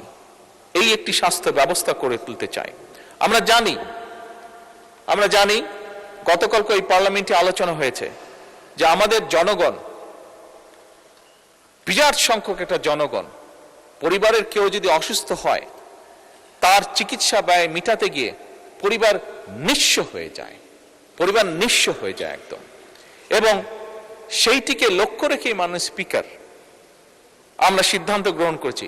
গতকালকেই বাজেটে উপস্থাপন করা হয়েছে এবং তার বাইরে গতকালকে আমি এবং মাননীয় অর্থমন্ত্রী আলোচনা করে আমরা সিদ্ধান্ত নিয়েছি মাননীয় স্পিকার, যে যেটি আমরা আগেও বলেছি উপস্থাপনের দিন, বাজেট উপস্থাপনের দিন, যে ডায়ালিসিস ফিল্টার, হার্টের স্টেন্টিং এর যে স্টেন্ট, সেটি হার্টের valve, pacemaker, oxygenator, peripheral vascular stent, radio frequency ablation fibre, চোখের লেন্স, ক্যান্সার চিকিৎসার যে কাঁচা মাল। মাননীয় স্পিকার, এইগুলির উপরে ভ্যাট এবং ট্যাক্স যতটুকু সম্ভব ম্যাক্সিমাম কমানো যায় আমরা সেই উদ্যোগ গ্রহণ করেছি মাননীয় স্পিকার। এবং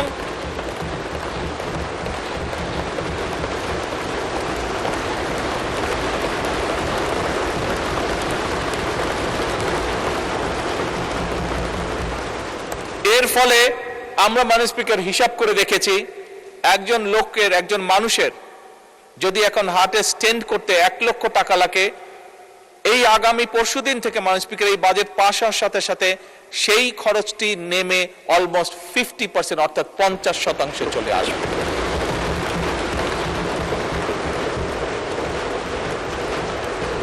মাননীয় স্পিকার, আমার বক্তব্য শুরু করার আগেই বলেছি, আমাদের বাজেটের মূল লক্ষ্যই হচ্ছে, আমরা যেহেতু রাজনীতি করি, আমরা যেহেতু রাজনৈতিক দল, আমাদের মূল লক্ষ্যই হচ্ছে যতটুকু সম্ভব দেশের মানুষকে রিলিফ দেওয়া, শ্রেণী বর্ণ নির্বিশেষে সকলকে। এবং সেটির প্রতিফলন মাননীয় স্পিকার আপনি চিকিৎসা খাতে দেখলেন। মাননীয় স্পিকার, চিকিৎসা যে ব্যয়, এই ব্যয়টি কমানোর পাশাপাশি আরেকটি বিষয় আমরা জোর দিয়েছি। এখানে মাননীয় বিরোধী দলের নেতা আছেন, ওনার সাথে আমার প্রথম লন্ডনে দেখা হয়েছিল আজকে থেকে প্রায় 5 বছর আগে।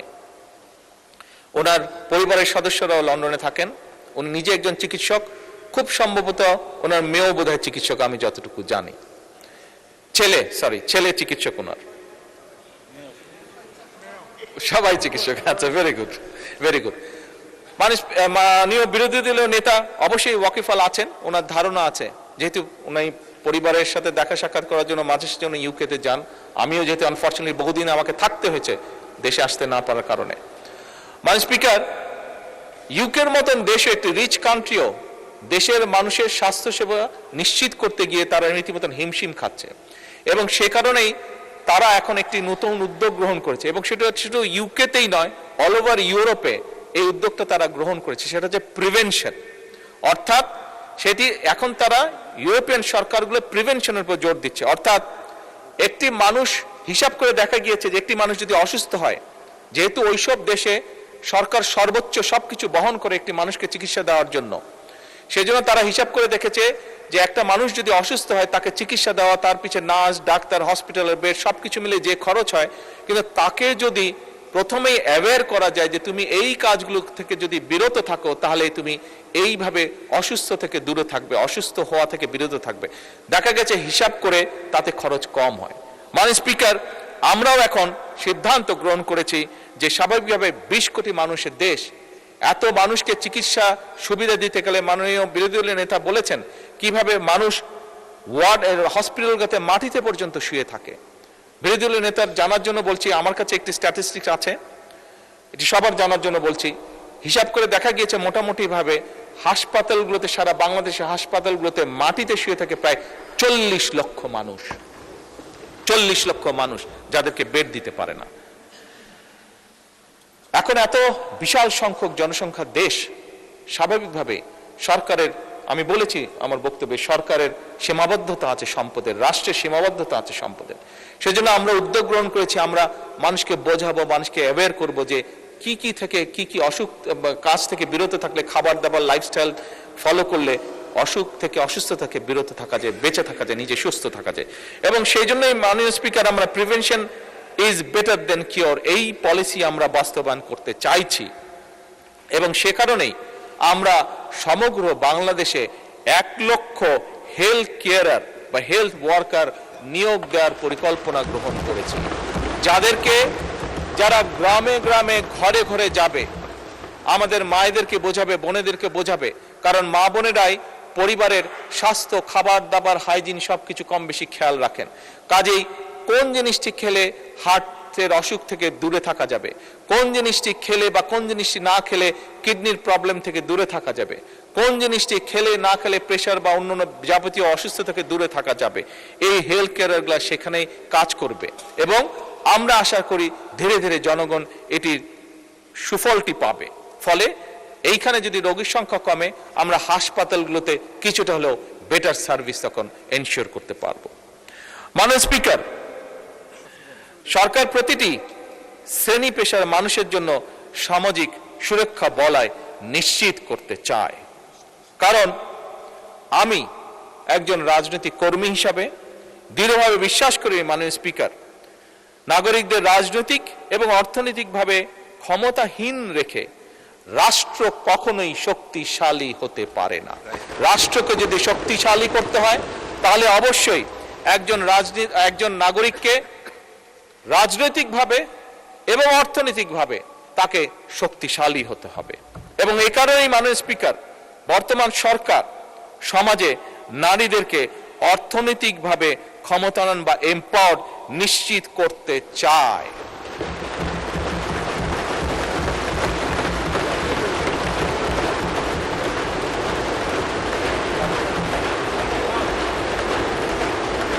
গতকাল আমাদের বিরোধী দলীয় একজন বন্ধু বলেছেন তার বক্তব্যে যে ফ্যামিলি কার্ড বাদ দেন, কর্মসংস্থানের ব্যবস্থা করেন।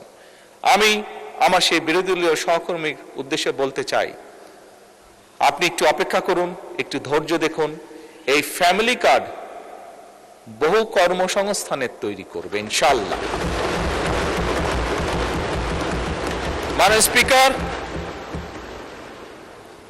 নারীদেরকে অর্থনৈতিকভাবে এম্পাওয়ার্ড করার জন্য আমরা প্রত্যেকটি নারী প্রধান পরিবারের যে নারী প্রধান আছে তাদের হাতে আমরা ফ্যামিলি কার্ড পৌঁছে দিতে চাই।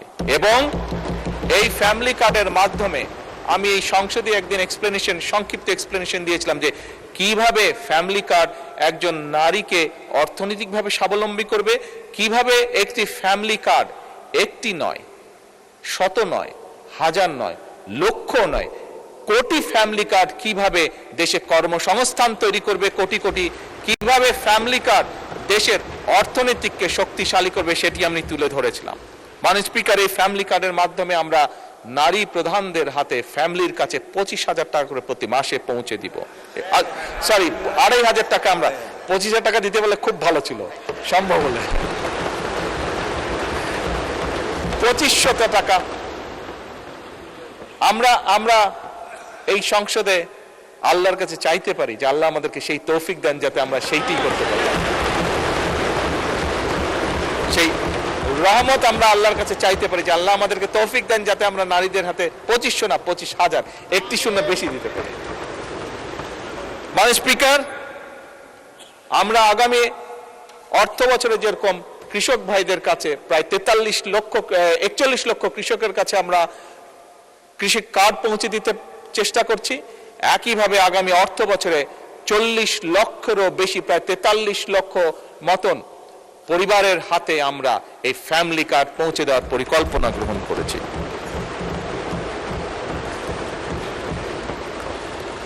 মাননীয় স্পিকার, শুধু নারীদের কাছেই নয়, আমাদের এই সমাজে কিছু ব্যক্তি আছেন যে মানুষগুলোকে, আমি মুসলমান হই, আমি যে কোনো ধর্মেরই হই না কেন, অন্য ধর্ম যারা আছেন, এই মানুষগুলোর কাছে আমরা অনেক জীবনের বিভিন্ন গুরুত্বপূর্ণ সময় বিভিন্ন গুরুত্বপূর্ণ পরামর্শ নিয়ে থাকি। এই মানুষগুলো আমাদের জীবনের বাঁকে বাঁকে আমাদেরকে বিভিন্ন পরামর্শ দিয়ে থাকেন। তারা কারা? মুসলমান হিসেবে আমি তাদেরকে চিনি মুয়াজ্জিম নামে, তাদেরকে চিনি ইমাম নামে, তাদেরকে চিনি খতিব নামে, এই উপাধিতে তারা উপাধিত। মাননীয় স্পিকার, অন্য ধর্মেরও এই সকল ধর্মীয় ব্যক্তিত্ব আছেন। অধিকাংশ ক্ষেত্রে মাননীয় স্পিকার দেখেছি আমরা এই মানুষগুলোর মধ্যে বহু সংখ্যক মানুষ, বিরাট একটি অংশ অনেক মানবতর জীবন যাপন করেন। মাননীয় স্পিকার, আমরা নির্বাচনের আগে আমাদের দলের অবস্থান থেকে বলেছিলাম, আমরা যেরকম নারীদের ফ্যামিলি কার্ড পৌঁছে দিতে চাই, আমরা যেরকম প্রবাসীদের কাছে প্রবাসী কার্ড পৌঁছে দিতে চাই, আমরা যেরকম কৃষক ভাইদের কাছে কৃষক কার্ড পৌঁছে দিতে চাই, আমরা এই যে মানুষগুলো যাদের কথা বললাম তাদের কাছেও আমরা একটি সরকার, যতই সামান্য হোক, যত অল্পই হোক না কেন, তাদের কাছেও আমরা তাদের পাশে দাঁড়ানোর জন্য তাদের কাছে আমরা কিছু সম্মানই পৌঁছে দিতে চাই সরকারের পক্ষ থেকে।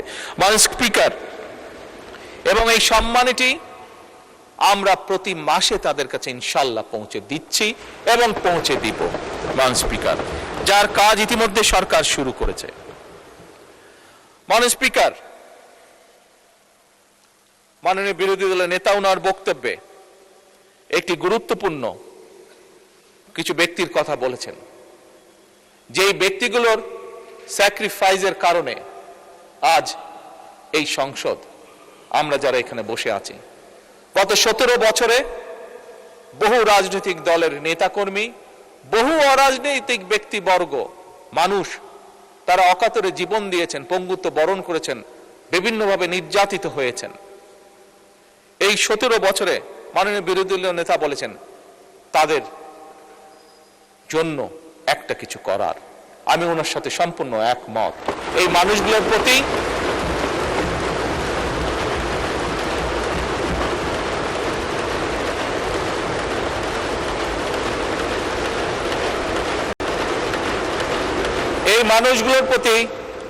আমাদের দায়িত্ব রয়েছে।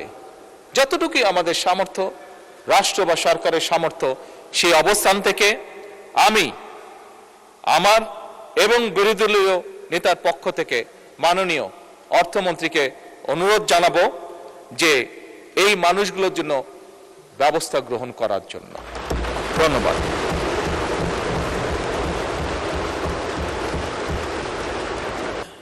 মাননীয় স্পিকার, বর্তমান সরকার বিশ্বাস করে যে আমরা যে জাতীয় নিরাপত্তা বলতে যা বুঝি, এটি শুধু সীমান্ত রক্ষার বিষয় নয়, বরং এটি রাষ্ট্রের সার্বভৌমত্ব, জনগণের নিরাপত্তা, অর্থনৈতিক স্থিতিশীলতা, খাদ্য এবং জ্বালানি নিরাপত্তা, এবং সর্বোপরি আজকের যে যুগ, সাইবার নিরাপত্তা এবং কৌশলগত সক্ষমতা, এই সকল কিছু সমন্বিত একটি বিষয়।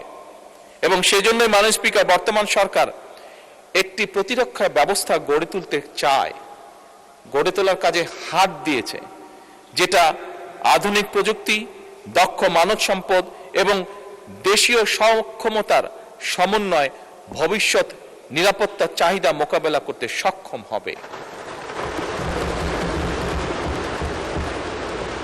মাননীয় স্পিকার, প্রতিরক্ষা শিল্পের সক্ষমতা বৃদ্ধি, গবেষণা, প্রযুক্তিগত ব্যবহার, সাইবার নিরাপত্তা জোরদার এবং প্রতিরক্ষা ব্যবস্থাপনা আধুনিকরণের জন্য, মডার্নাইজ করার জন্য বর্তমান সরকার এই বাজেটের ভিতরে অনেকগুলো গুরুত্বপূর্ণ উদ্যোগ গ্রহণ করেছে। মাননীয় স্পিকার, যা আমি দৃঢ়ভাবে বিশ্বাস করি একজন বাংলাদেশী হিসাবে আমাদের প্রত্যেককে আগামীতে ইনশাল্লাহ গৌরবান্বিত, অহংকার করার মতন অবস্থানে আমরা নিয়ে যাব ইনশাল্লাহ।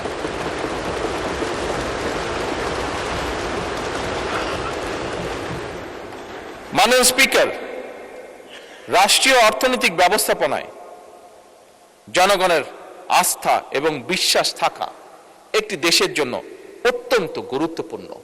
আমি প্রথমে আমার বক্তব্যের শুরুতে বলেছিলাম, কি একটি ভয়ঙ্কর ধ্বংসপ্রাপ্ত অর্থনীতি আমরা পেয়েছি, বা ইকোনমি আমরা আর্থিক অবস্থা আমরা ইনহেরিট করেছি।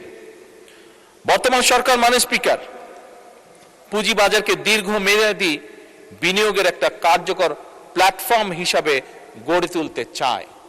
আমরা দেখেছি বিনিয়োগ বাজারে বা পুঁজিবাজারে, আমরা দেখেছি পুঁজিবাজারে কিভাবে কি হয়েছিল স্বৈরাচারের সময়, কিভাবে অসহায় মানুষ সহ্য করতে না পেরে, কষ্ট সহ্য করতে না পেরে আত্মহত্যা করেছিল, যা বোধহয় পৃথিবীর অন্য কোনো দেশে কোনোদিন ঘটেনি।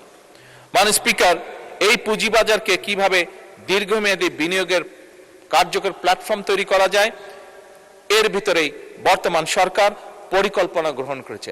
আমি দৃঢ়ভাবে বিশ্বাসী আমাদের যোগ্য ফাইন্যান্স মিনিস্টারের নেতৃত্বে আমরা কিছুদিনের মধ্যেই এর একটি ভেরি পজিটিভ রিফ্লেকশন আমরা দেখতে পাব।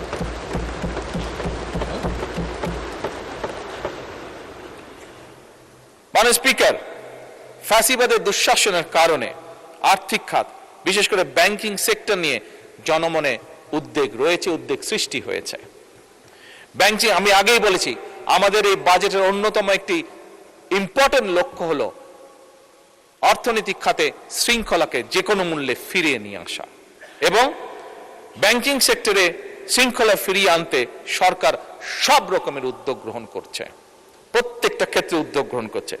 এখানে বিরোধী দলীয় নেতা আরেকটি ইম্পর্টেন্ট বিষয় উল্লেখ করেছেন যে ফ্যাসিবাদের আমলে দেশ থেকে যে দেশের মানুষের লক্ষ কোটি টাকা পাচার হয়ে গিয়েছিল, সেই পাচারকৃত টাকাও ফিরিয়ে আনার জন্য।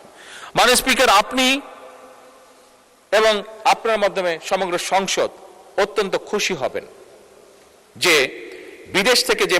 বিদেশে যে পাচারকৃত অর্থ, সেই অর্থ এবং সম্পদ ফিরিয়ে আনার জন্য বাংলাদেশ সরকার এরই মধ্যে 13টি দেশে 23টি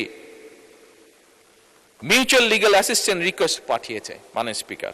এবং শুধু তাই নয়, এই মিউচুয়াল লিগ্যাল অ্যাসিস্ট্যান্স ট্রিটি চূড়ান্ত হয়েছে অনেকগুলো। 15টিরও বেশি ক্ষতিগ্রস্ত ব্যাংক আন্তর্জাতিক সম্পদ পুনরুদ্ধার প্রতিষ্ঠানের সঙ্গে, যারা এই কাজগুলো করে, প্রতিষ্ঠানের সঙ্গে 60টিরও বেশি নন ডিসক্লোজার এগ্রিমেন্ট স্বাক্ষর করে ফেলেছে সরকার ইতিমধ্যে। কাজেই মাননীয় বিরোধী দল নেতা যেমন বলেছেন, এই কাজ করার জন্য ওনারা আমাদের সব রকম সহায়তা দিবেন, তার জন্য আমি ওনাকে অত্যন্ত আন্তরিক ধন্যবাদ জানাই। আমরা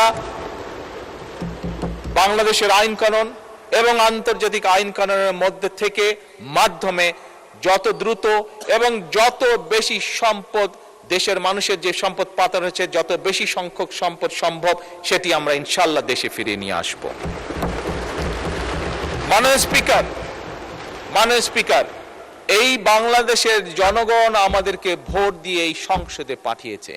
এই বাংলাদেশের মানুষের জনগণের সমর্থন নিয়ে আমরা সরকার গঠন করেছি।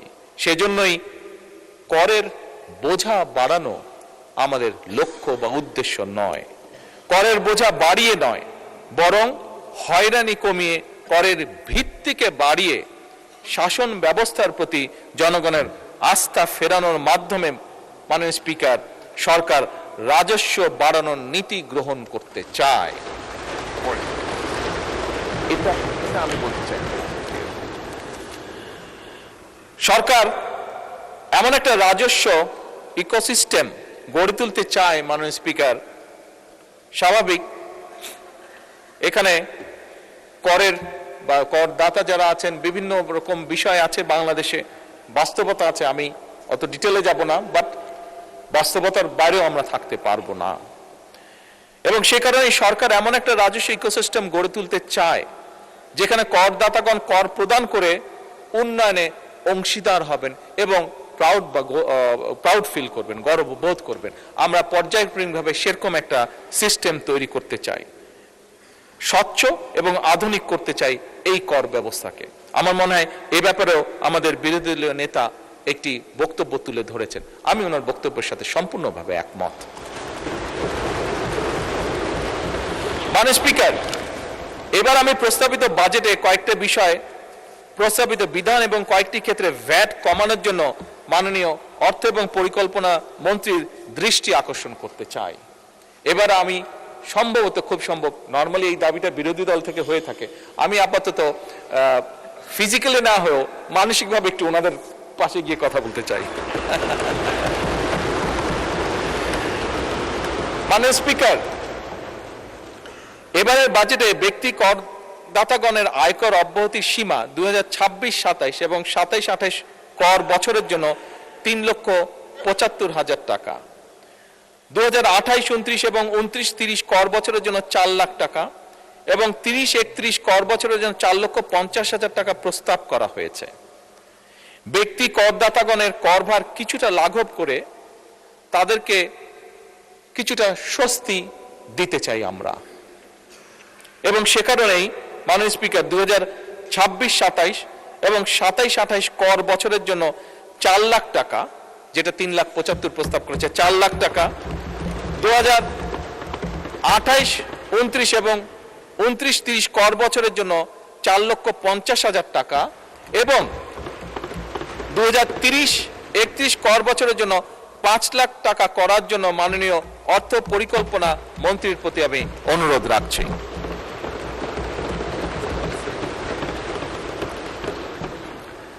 মাননীয় স্পিকার, প্রস্তাবিত বাজেটে স্বপ্রণোদিত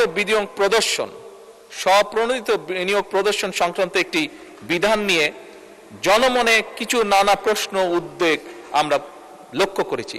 সেটি পত্রপত্রিকার মাধ্যমে, সোশ্যাল মিডিয়ার মাধ্যমে হোক, আমাদের বিভিন্ন সংসদ সদস্যের মাধ্যমে হোক, বিভিন্ন সমাজের সিভিল সোসাইটির বিভিন্ন ব্যক্তির মাধ্যমে হোক, এটি আমি জানিয়েছি। আমাদের দেশে মাননীয় স্পিকার, যেহেতু অনেকেই প্রকৃত মূল্যে জমি রেজিস্ট্রেশন করেন না,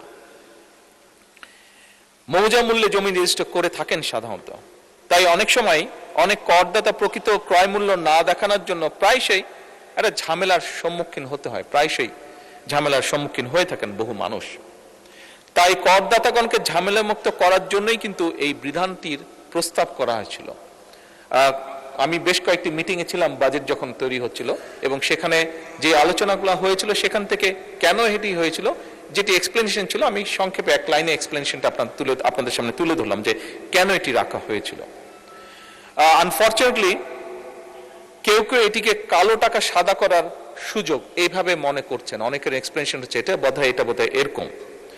আমি মাননীয় স্পিকার, জনগণের প্রতি সম্পূর্ণ শ্রদ্ধা রেখে প্রস্তাবিত এই বিধানটিকে প্রত্যাহার করার জন্য আমি মাননীয় অর্থ পরিকল্পনা মন্ত্রীর কাছে দৃষ্টি আকর্ষণ করছি।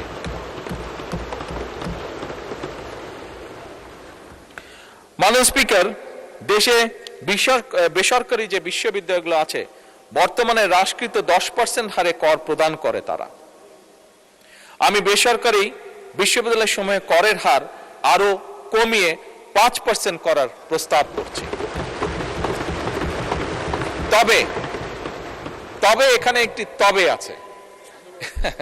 এই তবেটি হচ্ছে, আমি একই সঙ্গে তাদের প্রতি, বেসরকারি বিশ্ববিদ্যালয় তাদের প্রতি আমার আহ্বান থাকবে যে যেহেতু ট্যাক্সটি কমানোর প্রস্তাবনা করা হচ্ছে, গবেষণা এবং উন্নয়ন এবং শিক্ষার্থীদেরকে, যারা স্টুডেন্ট থাকবে তাদেরকে বহু ভাষায় পারদর্শী, তাদেরকে অন্য ল্যাঙ্গুয়েজ কোর্সগুলো করার জন্য, গড়ে তোলার জন্য ল্যাঙ্গুয়েজ ল্যাব স্থাপন ও পরিচালনা করা, এবং একই সাথে গরিব এবং মেধাবী শিক্ষার্থী যারা থাকবে তাদের প্রতিষ্ঠানগুলোতে তাদেরকে বিনা বেতনে পড়াশোনার সুযোগ করে দেওয়ার জন্য।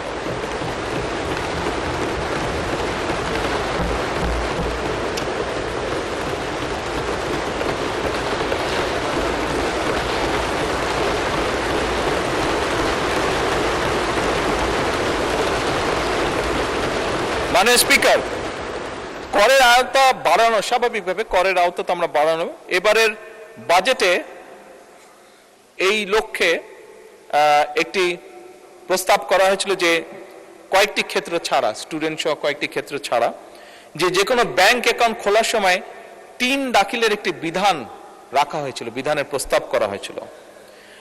এছাড়াও মাননীয় স্পিকার, বন্টননামা, দলিল রেজিস্ট্রেশন এবং সম্পত্তি মিউটেশনের ক্ষেত্রেও 3 দাখিলের বিধান করার প্রস্তাব করা হয়েছিল। মাননীয় স্পিকার, এই বিষয়টাতেও কিন্তু জনমনে একটা প্রশ্ন উঠেছে, কনফিউশন হচ্ছে, বিভিন্ন কনফিউশন দেখা দিয়েছে। আমি মাননীয় অর্থ পরিকল্পনা মন্ত্রীকে অনুরোধ জানাবো যে এই বিষয়টিও যাতে প্রত্যাহার করা হয়।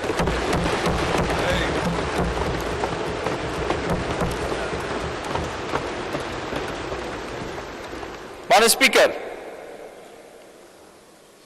দেশের 3টি পার্বত্য জেলায় বিশেষ করে ক্ষুদ্র নৃগোষ্ঠী ব্যক্তিগণের যে বেতন এবং তাদের যে আর্থিক পরিসম্পদ হতে যে অর্জিত আয়, এটা ব্যতীত পার্বত্য জেলার পরিচালিত যে সকল অর্থনৈতিক কর্মকাণ্ড থেকে যে অর্জিত আয়, সেটিকে করমুক্ত রাখার প্রস্তাব করা হয়েছে উপস্থাপিত যে বাজেট।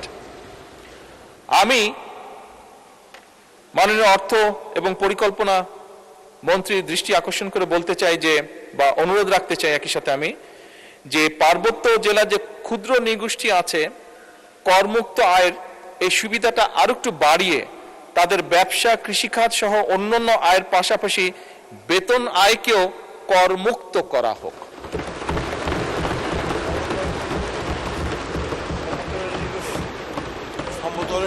এটা পাহাড়ি এবং সমতল উভয় ক্ষুদ্র নৃগোষ্ঠী, মূল হচ্ছে ক্ষুদ্র নৃগোষ্ঠী যারা আছেন, পাহাড় এবং সমতল উভয় ক্ষেত্রে প্রযোজ্য।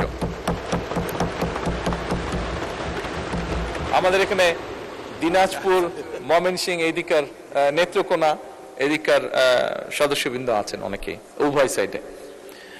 মাননীয় স্পিকার, দেশের চিংড়ি চাষের প্রসার এবং রফতানি বৃদ্ধির লক্ষ্যে এই খাতের কতগুলো প্রয়োজনীয় বিষয় আছে, যেমন অ্যাকুয়া ফিড আছে, ফিড অ্যাডিটিভ আছে, তারপরে প্রোবায়োটিক্স আছে, ভিটামিন এবং মিনারেলস আছে। এটার আমদানিতে যে সমুদায় আমদানি শুল্ক, রেগুলেটরি শুল্ক এবং সম্পূরক শুল্ক ও ভ্যাট প্রত্যাহারের জন্য এবং প্রয়োজনীয় যন্ত্রপাতি এই সেক্টরটাকে আরো বেশি এমফেসাইজ দেওয়ার জন্য যে যন্ত্রপাতি আছে, এটার যে ট্যাক্স আছে, শুল্ক আছে বিভিন্ন রকমের, এই শুল্কগুলো সম্পূর্ণভাবে ভ্যাট এবং শুল্কগুলো প্রত্যাহার করার জন্য আমি অনুরোধ জানাচ্ছি মাননীয় অর্থমন্ত্রীকে। মাননীয় স্পিকার, স্থানীয় শিল্পের, বিশেষ করে স্থানীয় শিল্প আমাদের জন্য অত্যন্ত গুরুত্বপূর্ণ। এই স্থানীয় শিল্পের বিকাশের জন্য উৎপাদনকারী প্রতিষ্ঠান কর্তৃক যে কাঁচামাল আমদানি হয়, বেশ কিছু ক্ষেত্রে রেয়াতি সুবিধা প্রদানের জন্য আমি মাননীয় অর্থ পরিকল্পনা মন্ত্রীকে অনুরোধ করছি। মাননীয় স্পিকার, একই সাথে বিভিন্ন ঔষধ তৈরি এবং স্থানীয় শিল্প প্রতিষ্ঠানের কাঁচামাল হিসাবে মধু ব্যবহৃত হয়। অনেকেই নিশ্চয়ই আপনারা জানেন, বিশেষ করে ফার্মাসিউটিক্যালের সাথে আপনারা যারা বা ফিজিশিয়ান এখানে যারা আছেন। সুতরাং মাননীয় স্পিকার, এই উৎপাদনকারী প্রতিষ্ঠান কর্তৃক যেহেতু মধু আমদানিতে 10% সম্পূরক শুল্ক আছে, এই সম্পূরক শুল্কটা আমি সম্পূর্ণভাবে প্রত্যাহার করার জন্য আমি মাননীয় মন্ত্রীকে অনুরোধ জানাচ্ছি। মাননীয় স্পিকার, বিভিন্ন শিল্পের কাঁচামাল হিসেবে ব্যবহৃত হয় বিভিন্ন শিল্প প্রতিষ্ঠান সমূহ কাঁচামাল হিসাবে পিভিসি এবং পেট রেজিন আমদানিতে যে প্রস্তাবিত বাজেটে যে 10% আমদানি শুল্ক হ্রাস করা হয়েছে, এইটিকে 10 থেকে আমি 5 করার জন্য অনুরোধ জানাচ্ছি।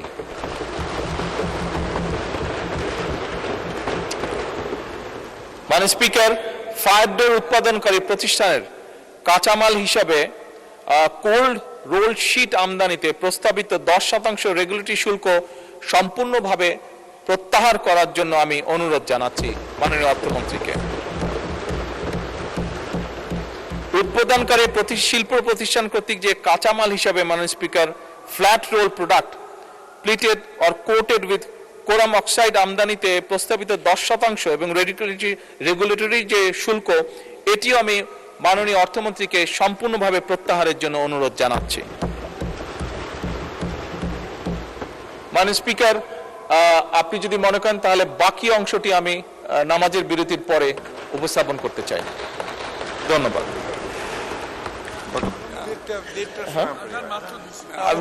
যেহেতু জামাতের টাইম, নামাজের টাইম অনেকক্ষণ আছে, আমার আর 15-20 মিনিট হলে আই ক্যান ফিনিশ। মাননীয় স্পিকার, 15 মাননীয় সংসদ নেতা, আপনি যদি 15 মিনিটে শেষ করতে পারেন তাহলে একবারে শেষ করে ফেলাই ভালো। শেষ করে দেব? হ্যাঁ? জি, আচ্ছা মানুষ আমি দ্রুত তাহলে শেষ করার চেষ্টা করছি। বিরোধী নেতা আপনি কিছু বলছেন কি? আমি শুনতে পাচ্ছি না আপনার কথাটা। মাননীয় বিরোধী দলের নেতা, আমরা কি কন্টিনিউ করবো 15 মিনিট? তাহলে দলের নেতাকে মাইক দেন। লাগবে 15 থেকে 20 মিনিট লাগবে।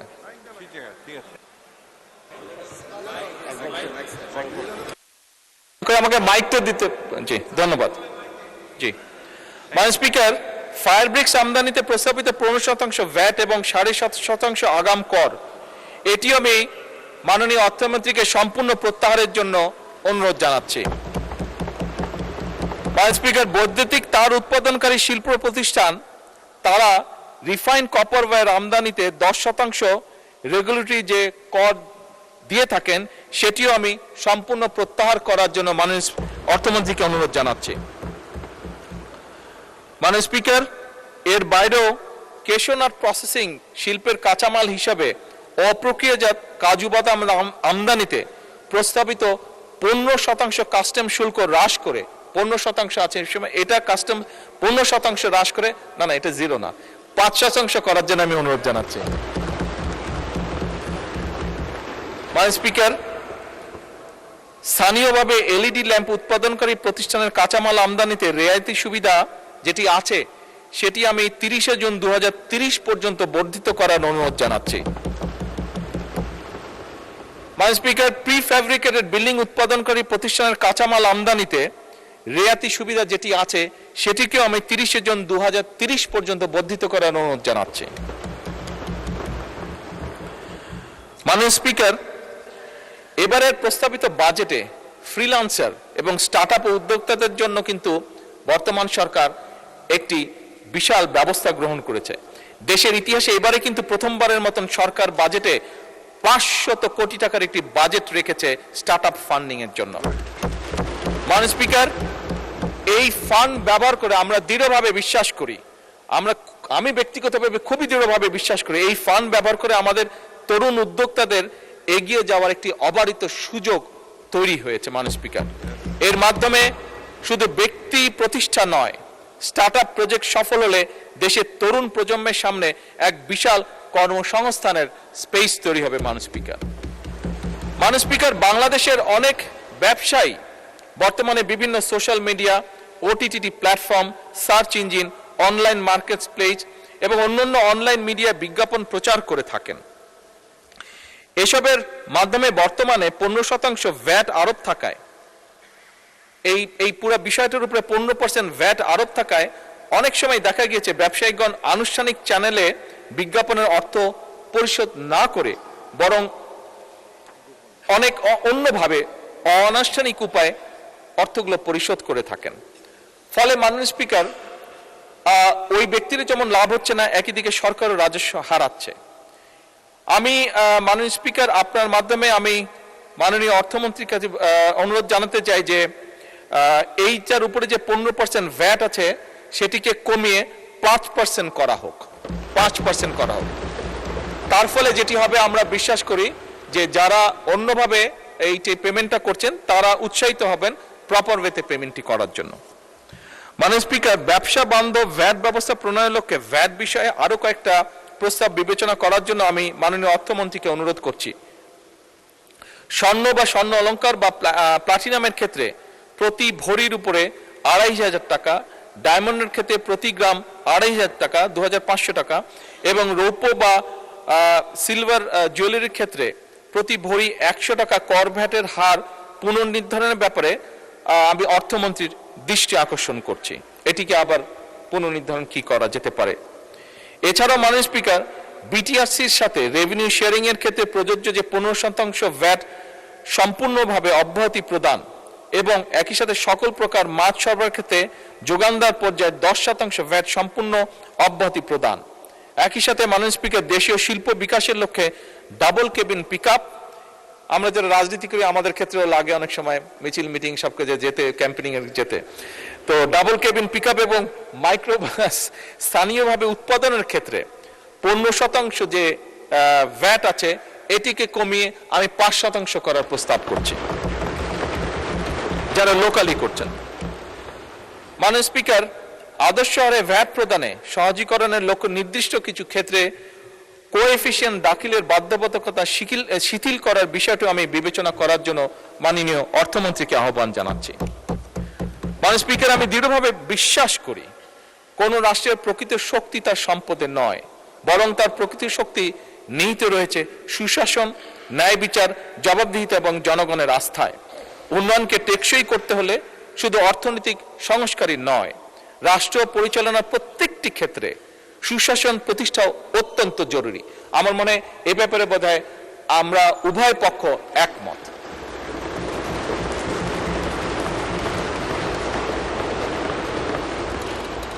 এবং এর পাশাপাশি জনগণ একটি ন্যায়ভিত্তিক রাষ্ট্র চায়। মাননীয় স্পিকার, এটি একটি মানুষের চাওয়া। এখন স্বচ্ছ এবং জবাবদিহিমূলক সরকার এবং প্রশাসন চায়।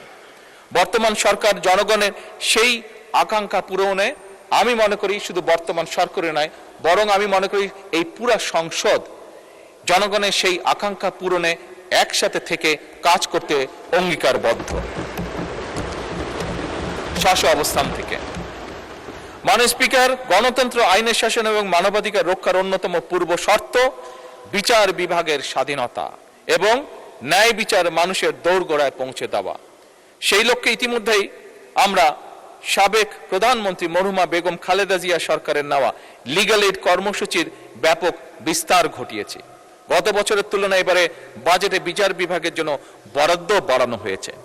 একই সঙ্গে মাননীয় স্পিকার, এই সংসদে আমি বিচারকদের আবাসন সমস্যার সমাধান, গবেষণা এবং আদালত ভবনের যে সংকট রয়েছে এইটা নিরসনের জন্য, বিচার বিভাগের সার্বিক উন্নয়নের জন্য আমি সুপ্রিম কোর্টে আরো 100 এবং আইন মন্ত্রণালয়কে আরো 500 কোটি অতিরিক্ত বরাদ্দ দেওয়ার জন্য মাননীয় অর্থ পরিকল্পনা মন্ত্রীকে অনুরোধ জানাচ্ছি।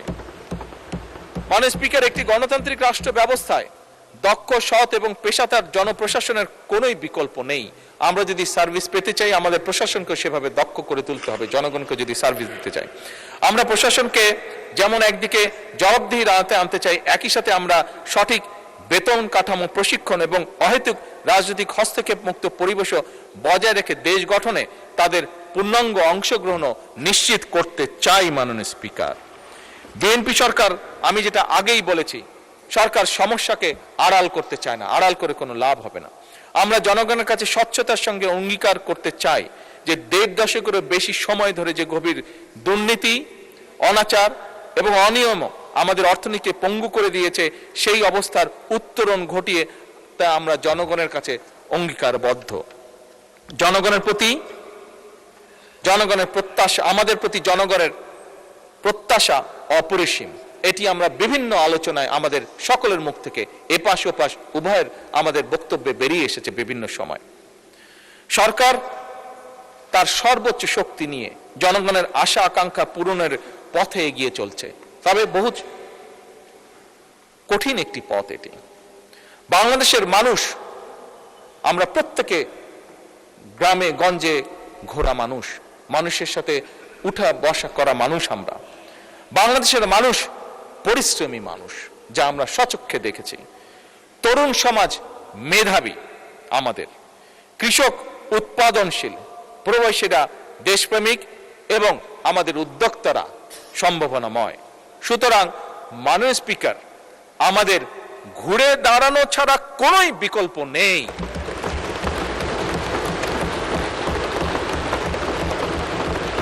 মাননীয় স্পিকার, আমি এই মহান সংসদের সকল সদস্যকে, আমার দলের সংসদ সদস্য এবং উইথ রেসপেক্ট বিরোধী দলের সকল সংসদ সদস্যকে আহ্বান জানিয়ে বলতে চাই, এই বাজেট শুধু সরকারের বাজেট হিসেবে নয়। আসুন আমরা সকলে এই বাজেটকে একটি জাতি পুনর্গঠনের বাজেট হিসেবে দেখার চেষ্টা করি। মাননীয় বিরোধী দলের নেতা বলেছেন, আমিও বলেছি, ওনার সাথে সম্পূর্ণ একমত রেখে আমি বলতে চাই, আমাদের মধ্যে মতভেদ থাকতেই পারে, কিন্তু দেশের অর্থনীতি পুনরুদ্ধার, জনগণের কষ্ট লাঘব, আর্থিক খাতে শৃঙ্খলা প্রতিষ্ঠা, আস্থা ফেরানো, কৃষক, শ্রমিক, তরুণ, নারী, প্রবাসী উদ্যোক্তাদের জন্য সৃষ্টি তৈরি এবং গণতান্ত্রিক প্রতিষ্ঠান শক্তিশালী করার প্রশ্নে আমরা সকলে ইনশাল্লাহ ঐক্যবদ্ধ থাকব। এই বাংলাদেশে যাতে আর কোনো ফ্যাসিবাদ স্বৈরাচার কায়েম হতে না পারে, এই বাংলাদেশকে যাতে আর কেউ তাদের তাবেদার রাষ্ট্র বানাতে না পারে, এই হোক আমাদের আজকের প্রত্যয়। মাননীয় স্পিকার, বাজেট প্রণয়ন অত্যন্ত অক্লান্ত পরিশ্রমের কাজ। আমি অক্লান্ত পরিশ্রমের জন্য আমি মাননীয় অর্থ পরিকল্পনা মন্ত্রীকে আমার এবং আমার সকল সদস্যের পক্ষ থেকে সহকর্মীর পক্ষ থেকে আন্তরিক ধন্যবাদ জানাতে চাই। আমি ধন্যবাদ জানাতে চাই অর্থ বিভাগ, জাতীয় রাজস্ব বোর্ড, অর্থনৈতিক সম্পর্ক বিভাগ, আর্থিক প্রতিষ্ঠান বিভাগ, পরিকল্পনা মন্ত্রণালয়, বাংলাদেশ ব্যাংক, সংশ্লিষ্ট সকল মন্ত্রণালয় এবং বিভাগের কর্মকর্তা এবং কর্মচারীদেরকে আন্তরিক ধন্যবাদ জানাতে চাই। বাজেট প্রস্তুত, মুদ্রণ, উপস্থাপন ও সংসদীয় কার্যক্রমে সহযোগিতার জন্য জাতীয় সংসদ সচিবালয়, বিজি প্রেস এবং গণমাধ্যম কর্মী যারা দীর্ঘদিন ধরে বাজেট অধিবেশন কভার করছেন, তাদেরকে আমি আন্তরিক ধন্যবাদ জানাই। মাননীয় স্পিকার, ফ্যাসিস্ট উত্তর বাংলাদেশ এই সংসদের কাছে জনগণের প্রত্যাশা আকাশ ছোঁয়া। এদেশের জনগণ গণতন্ত্র, মানবাধিকার, আইনের শাসন, ন্যায় বিচার এবং সুশাসন প্রতিষ্ঠার কাজ করার জন্যই জনগণ অনেক প্রত্যাশা নিয়ে আমাদের প্রত্যেকটি মানুষকে এই সংসদে পাঠিয়েছে। এই সংসদে আসার আগে গণতন্ত্র প্রতিষ্ঠায় আমাদের অগণিত সতীর্থ সহযোদ্ধা জীবন দিয়েছেন। অনেকেই নেই, আমি এই দেশ ছেড়ে চলে যেতে যখন বাধ্য ছিলাম তখন অনেককে দেখে গিয়েছিলাম, ফিরে এসে আমি তাদেরকে পাইনি। আমরা ওই পক্ষের অনেক সিনিয়র নেতা যাদেরকে আমি নিজে দেখেছি, যাদের সাথে কথা বলেছি, তাদেরও অনেককে এসে আমি পাইনি। আমাদের উভয় পক্ষেরই অবস্থা। অসংখ্য নেতাকর্মী পঙ্গু হয়েছেন, সর্বস্ব হারিয়েছেন, মামলা হামলায় জর্জরিত হয়েছেন। তাদের রক্তের কাছে, তাদের ত্যাগের কাছে আমরা অবশ্যই ঋণী। তাই আমাদের আরো বেশি দায়িত্বশীল হওয়া প্রয়োজন। আমাদের সেই দায়িত্বশীলের জায়গা থেকে জুলাই সনদকে সামনে রেখে সংসদের ভেতরে সংবিধান সংশোধন সহ বিভিন্ন ইস্যুতে যেমন ঐক্যবদ্ধভাবে আমরা কাজ করতে পারি, তেমনি সংসদের বাইরেও জাতীয় গুরুত্বপূর্ণ ইস্যুতে জনমত গঠন সহ সংস্কারমূলক কর্মসূচি গ্রহণ করে দেশকে আমরা সামনের দিকে এগিয়ে নিয়ে যেতে পারি। আমাদের সেই ধরনের দায়িত্বশীল আচরণ হবে এদেশের ভবিষ্যৎ পথরেখা। মাননীয় স্পিকার, সবশেষে আমি দেশবাসীকে আশ্বস্ত করে বলতে চাই, এই সরকার, এই সংসদ জনগণের।